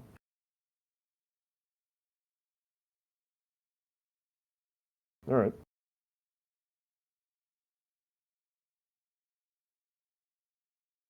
She cast fucking etherealness on herself.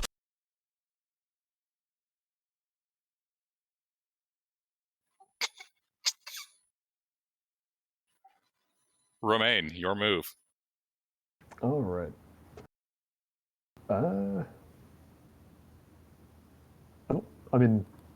don't remember, but I think if it were etherealness, it would be visually obvious, right? Yes, it would be. I was making a joke because it's a 7th level spell. Well, what exactly does it look like when my hand passes through her? Does it just like...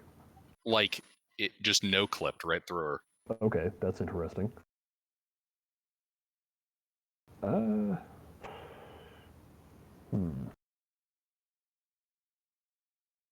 see. Since that didn't work, I'm going to assume it wouldn't work on my turn either.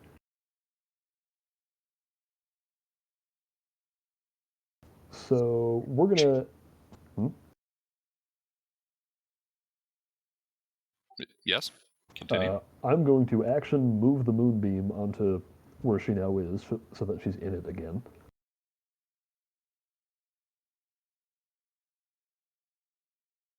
Would that affect party members that it moves through during this process? I think it doesn't like move from one place to another. It just moves. Ah, okay. Yeah. Gotcha. It stops being one place and it starts being somewhere else. All right, so it doesn't strafe. Good to know. Yeah, that would be crazy. I wish it did that. He turns the spotlight off and then back on. Yep. Right. And then I would like to move so that I'm in melee with her again. You just climbing up the overhang? I'm a large creature. I might just be able to reach her. You would have to climb up. She has gotten a good distance up. Okay, I have a climb How'd speed. you climb up the... He was actually, climbing on the ceiling I'll keep my How distance. is there a ceiling? It fell in. earlier in the fight. Mister, climbing you up a guys wall. are in a basement. The main floor, which was your ceiling, has collapsed. So I'm going to climb up after her, but like only just enough to put her within my melee reach. All right. That way, if she wants to move at all, she has to trigger an attack of opportunity for me. No, wait, actually, hold on. I would like to position myself so that the edge of my melee reach coincides with the edge of the moonbeam, like laterally. Okay. There we go. Rourke. I watched Romaine's phase through her. Yes, you have watched his paw no clip. I'd like to take a detailed look around to make sure she's not somewhere else and that's not an illusion. All right, give me a perception that's, check. That's a good thing to think of. What did you want? Perception.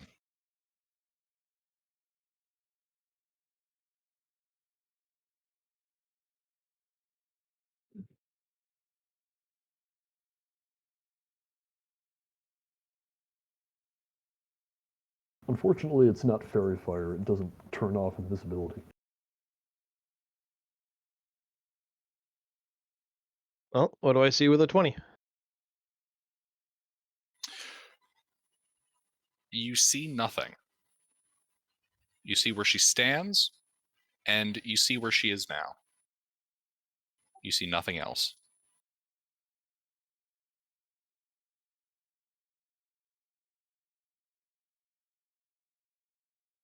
You run that by again. I see where she stands and where she is now. You see where she was standing, like, when she waved her arms, and you can see where she currently is. There's ash everywhere. Like you don't. Like, what are you looking for? Well, what's the I always forget the name of the spell where you make an illusion or a copy of yourself and turn invisible at the same time to move. Mislead. Yes, mislead. I was just wondering if it might be a variant of it. Like a combination of mirror image and mislead. So you're looking for like tracks? Yes, I'm looking for, anything that would see- indicate that. You don't see any tracks on the freshly laid soot. Okay, even from her ethereal or illusionary self or whatever. Correct. Maybe she didn't move.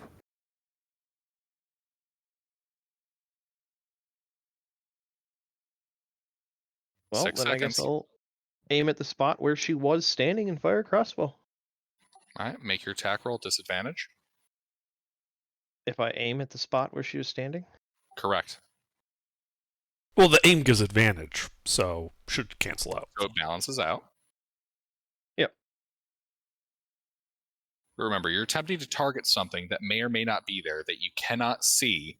Right, I think we were just clarifying that aim was an actual keyword there, yes, not yes. not just Yeah, 'cause colloquial. you did say disadvantage after I said aim, and I was like, well, it'd be a flat roll. Yeah. Yeah, it would be that's flat why roll. I interrupted. I was am just informing clarifying. you that you have a source of disadvantage. Does a spurt of Mhm. blood erupt from midair? Believe that hits. His arrow flies and catches in the middle of the air. Ah, Thought so. I shouldn't have moved the moonbeam. Quick, somebody shove her in there. It's a bit far to shove. I don't know how far she moved, but Well, there's a smoldering arrow sticking out of her. 5 damage of regular and 4 fire damage. Did you say you had Piercer? I do have Piercer. Thank you, Kitten. I take it that I don't the reason I don't take it is because I forget that I have the damn thing. Mm-hmm.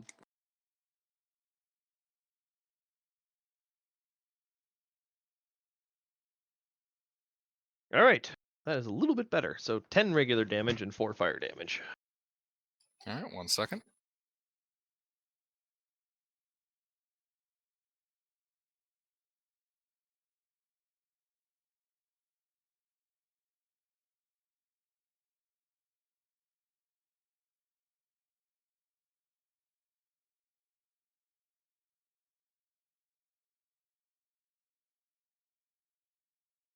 Yeah, I'm just trying to keep it separate for your benefit because I don't know what fire effect has. Nothing special. Okay, Let's see. so Here it is. does she resist it? So I can just I can just lump roll it. Well, if the fight's not over. Oh, no, what I mean is she doesn't do anything to that damage. Like Okay. it's just damage. Yep. All right, concentration check passed. But yeah, your arrow hits. There's a spurt of blood, and then your arrow disappears.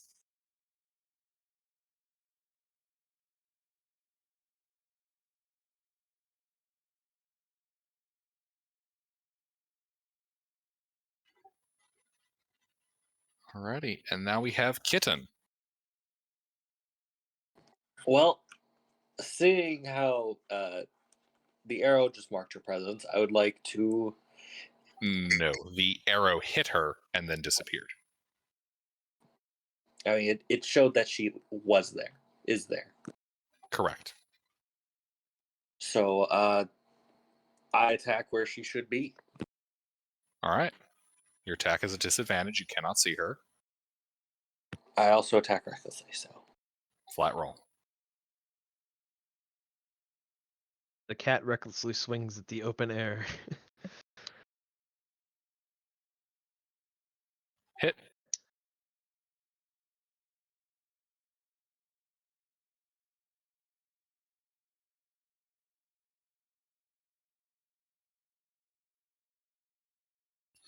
That is just enough. Nice. You hit the 110 required. You stab her.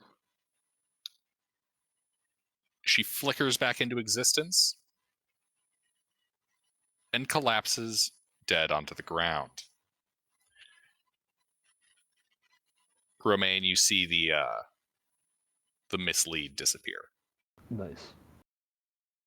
The bear is confused. Are we out of initiative? No. Okay. Am I still in the ceiling, or is the ceiling gone? What part of the ceiling collapse was not clearly understood by half Well, this chat? I mean, it could have been The partial whole collapse. ceiling. There The could be entire like ceiling. The whole ceiling. It was a fireball centered on the ceiling. okay. It is gone. I just didn't understand how much. Oh, the whole thing. All of it. It fell. Yes. It fell to Flinders. It fell on Intervin. Yes, it all fell on me. Well, it turned to Flinders on the rest of you guys. His part just collapsed in along with like half the stuff on the floor above. We're gonna need that bear. All right. Let's see. Interven. Could you give me I do your, that thing I PM'd you about, yeah. but it doesn't work. So I guess I'm stuck. Indeed. You are still pretty damn stuck. Yep. There's currently an arm war on your head. Okay, we have a bear. Alrighty. Nash. I use a bonus action to end my rage, and then I take the dodge action. Okay.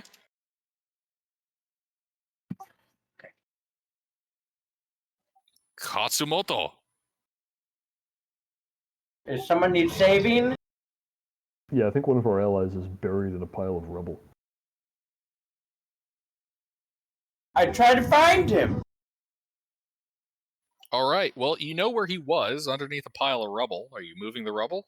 Okay.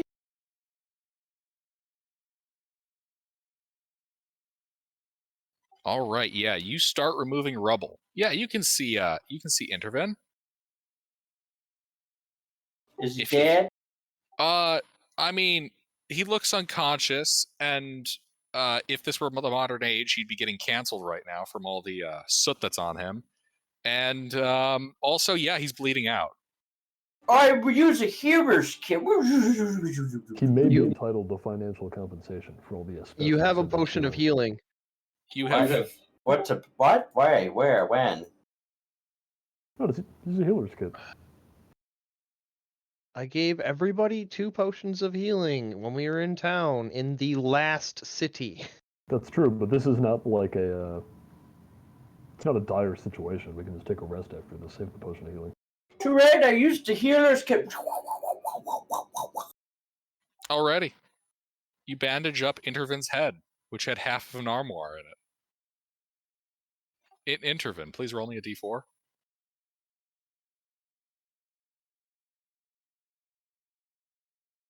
You'll be fine in 2 hours. Is he still a little man? He's an elf?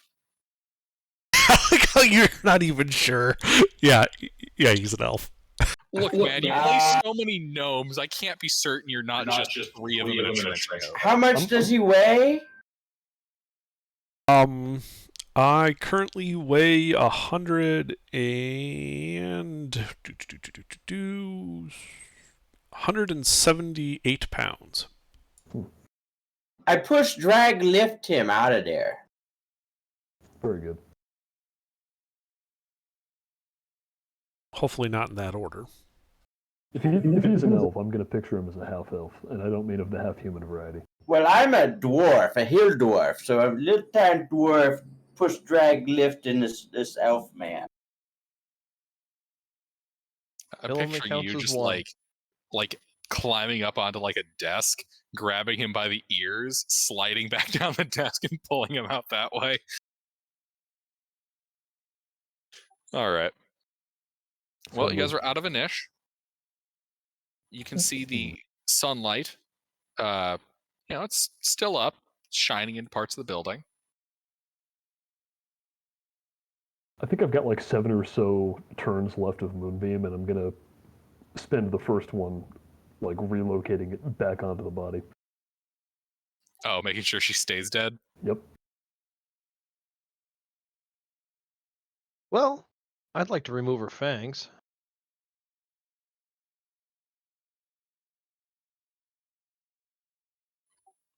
Okay.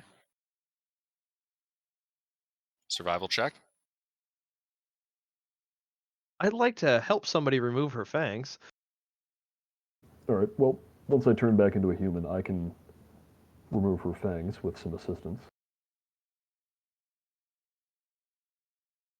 Yeah, we can wait. I'm not walking in that moonbeam. No, it doesn't take any time. I can just do that like right now. Yeah, I know, but you centered the moonbeam on her.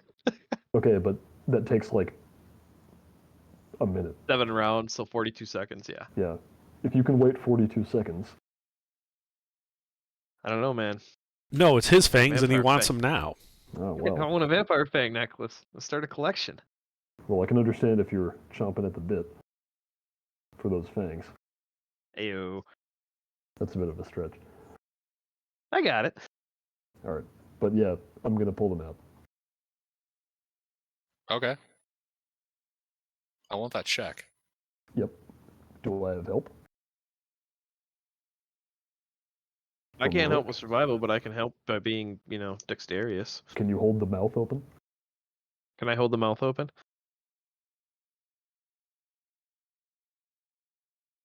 Can he hold the mouth open? Can I hold the mouth open? And not in any manner that'll provide advantage unless you have that proficiency. Hmm. All right. I mean, I'll we just do do have it other myself. people with survival proficiency. If they're paying attention. No, they're not. I don't need that. They're not. He'll be fine. I have. Too Oh. late. He rolled relatively high, so it's all right. Never go to a druid for dental work. In a masterful display of dental work, you extract the fangs. Hmm. What did you want these for?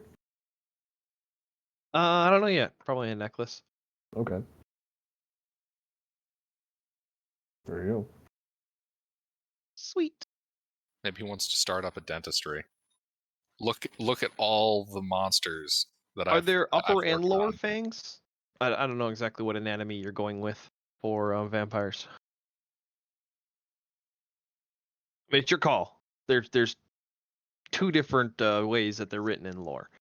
I'm gonna go with 2. So upper fangs? Yeah. No, Mm. no lowers. Okay. Suppose no. It's so it depends on the racial phonogamy of the species. So a lot of them will get the canines, but in the case of half orcs or orcs, they sometimes get the lower ones. Ah, okay. There's also So we the need to few go- unfortunate species who get the incisors, but we don't talk about them.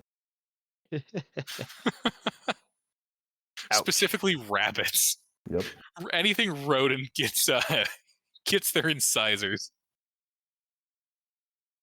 But It's anyway, all right. The so dire pair of vampire fangs. werebeaver.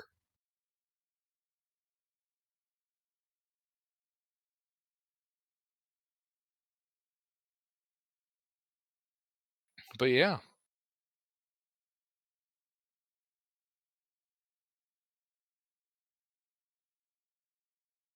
You've claimed victory over this vampire, whose body you are, I assume, burning to dust with your moonbeam.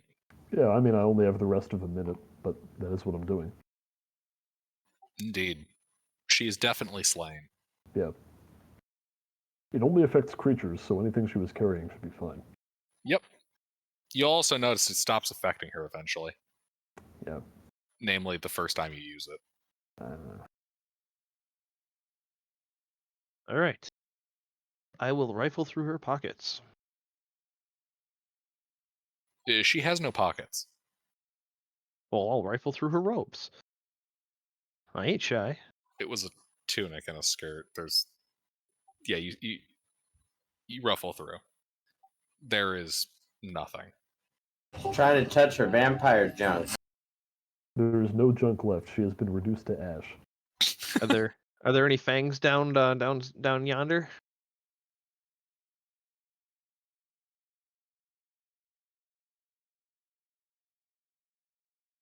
You take a point of psychic damage for making me think of that.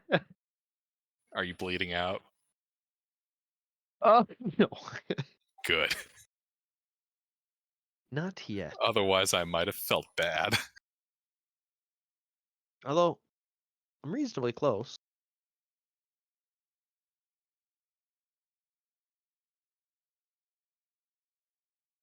Yeah, the only loot of note, other than that satchel, is the wand. Ooh. Which I already I have. rifle through this. Yep. I rifle through the satchel.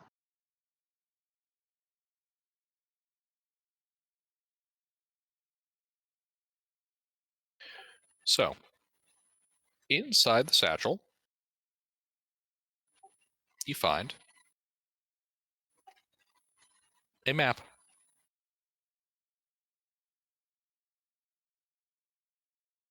In addition to a quill, 10 sheets of parchment, and a dagger made of bronze. Well, all the writing materials are for Intervin when he wakes up. Yep, I'm throwing them in the party inventory. That's where we have the paper right now. Anybody good with weapons want to have a look at the dagger? For example, any of our smiths or tinkerers? I know we have at least one. I reckon have a weapon. There you go.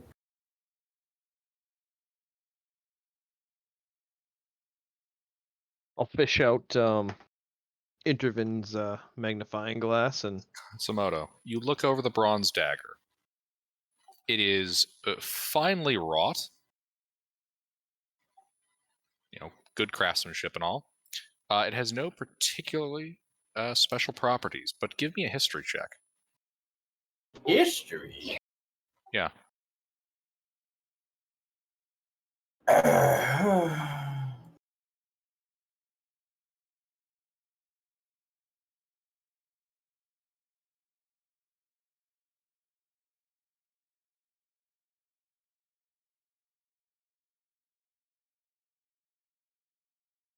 All right, so you're not exactly certain the precise style of craft, but you know this to be from either Shagala or actually I should say Shagala, Koresh, or Shargosh. Shala is a city to the north about a week. You guys were just at Koresh. And Shargosh. Sargosh. There. Oh my gosh. Shut the fuck up, Pete. It's the map by Sean Connery. Which is about a week along the coast. Hey guys, it's a dagger. Excellent. I knew it'd be handy to pick up a weaponsmith. I would have never figured out that was a dagger. I thought it was a toothpick.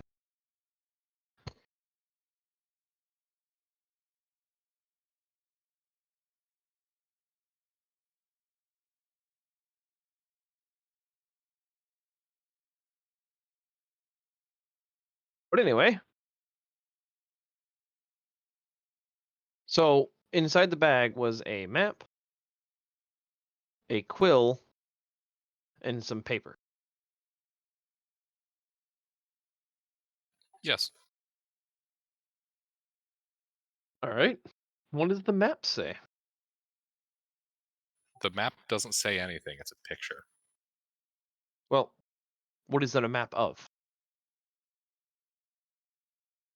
Like when I look at this map, do I recognize the Give me a layout and second. stuff? I gotta get the picture.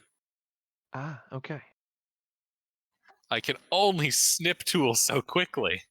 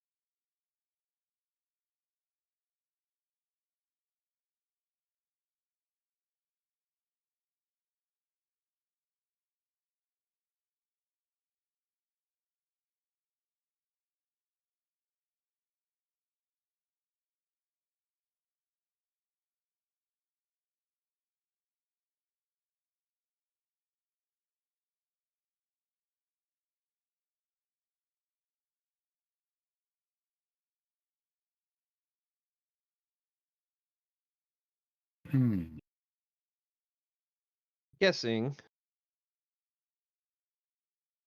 Lishay or Lish or Leish or whatever is also probably gone. Lilesh? Yeah. Well, no, actually. It's If probably those X's are probably like research labs. If I had to guess, because Ashal is the only one that's actually directly on the city. Yeah, they're either landing points or where she was looking for the research. I have to wait for Intervin to wake up to get his input on it. Yeah. So, all right. Yeah, while they're doing that, I'll start. I guess we can just sort of chill out in here until Intervin wakes Yeah, up. we take a short rest to, give us an hour. No, Intervin no, will we be can awake. we can like wait 2 hours and then take a short rest so Intervin can benefit from it. Okay. Well, could we march? Well, with him? We have a cart. Yeah, but do you want to go outside while we're recovering? I mean, yeah, we're not We all. can stop for a. Well, what I'm saying, we can make 2 hours of progress back towards Urkaresh. Oh yeah, I see what you're saying. Okay. And Okay, then yeah, when we can he do that, wakes we can up, do that, take yeah. a short rest, set up a campfire, and then it'll probably be close to a long rest time anyway. Yeah. We can put him in the back of the cart and take him with us. Yeah, let's take the show on the road. Yeah, that sounds like a plan. I mean, we got all the information that we can. Not much left here. Oh, wait. We have the room that's blocked off still. Oh yeah. Is Romaine still a bear? Nope. Oh, that's right. You switched to do dental work. Yep. All right. Well, we can just force the door. So from this room, we don't see any way to get in that other room that's barricaded. Like that, as far as we can tell, that room is a single entry point. Give me an investigation check.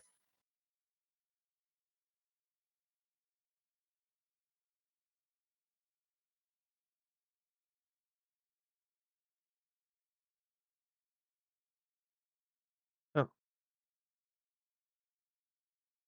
Just ignore that under.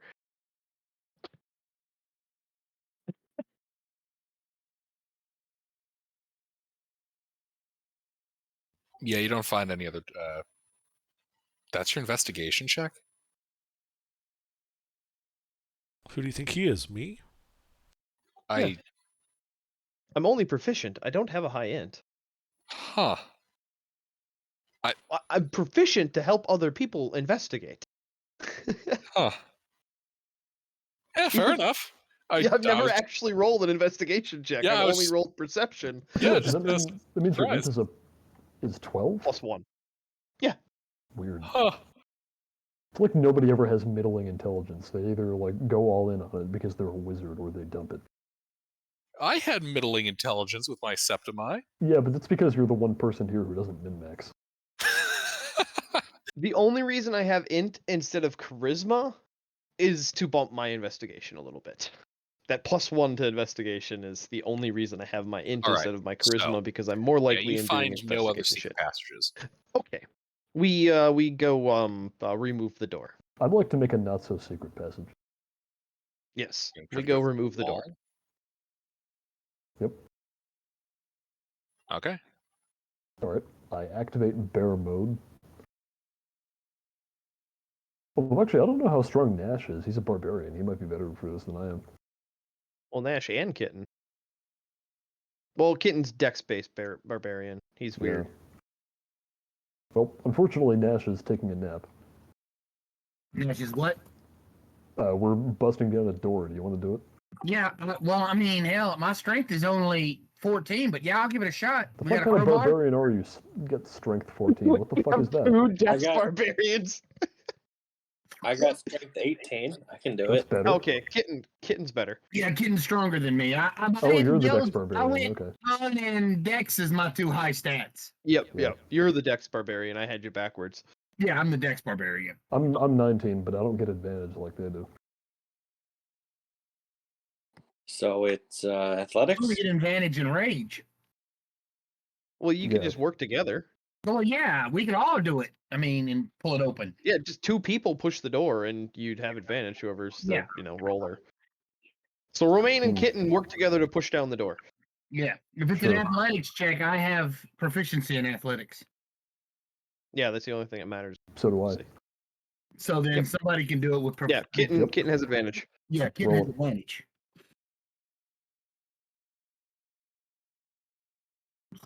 We tore the door off the hinges.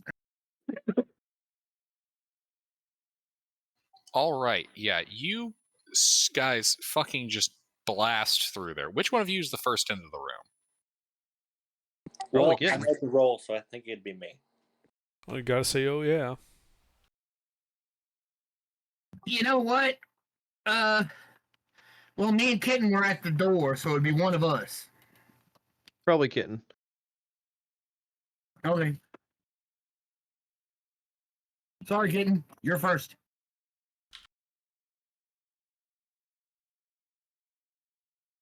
As it jog his memory.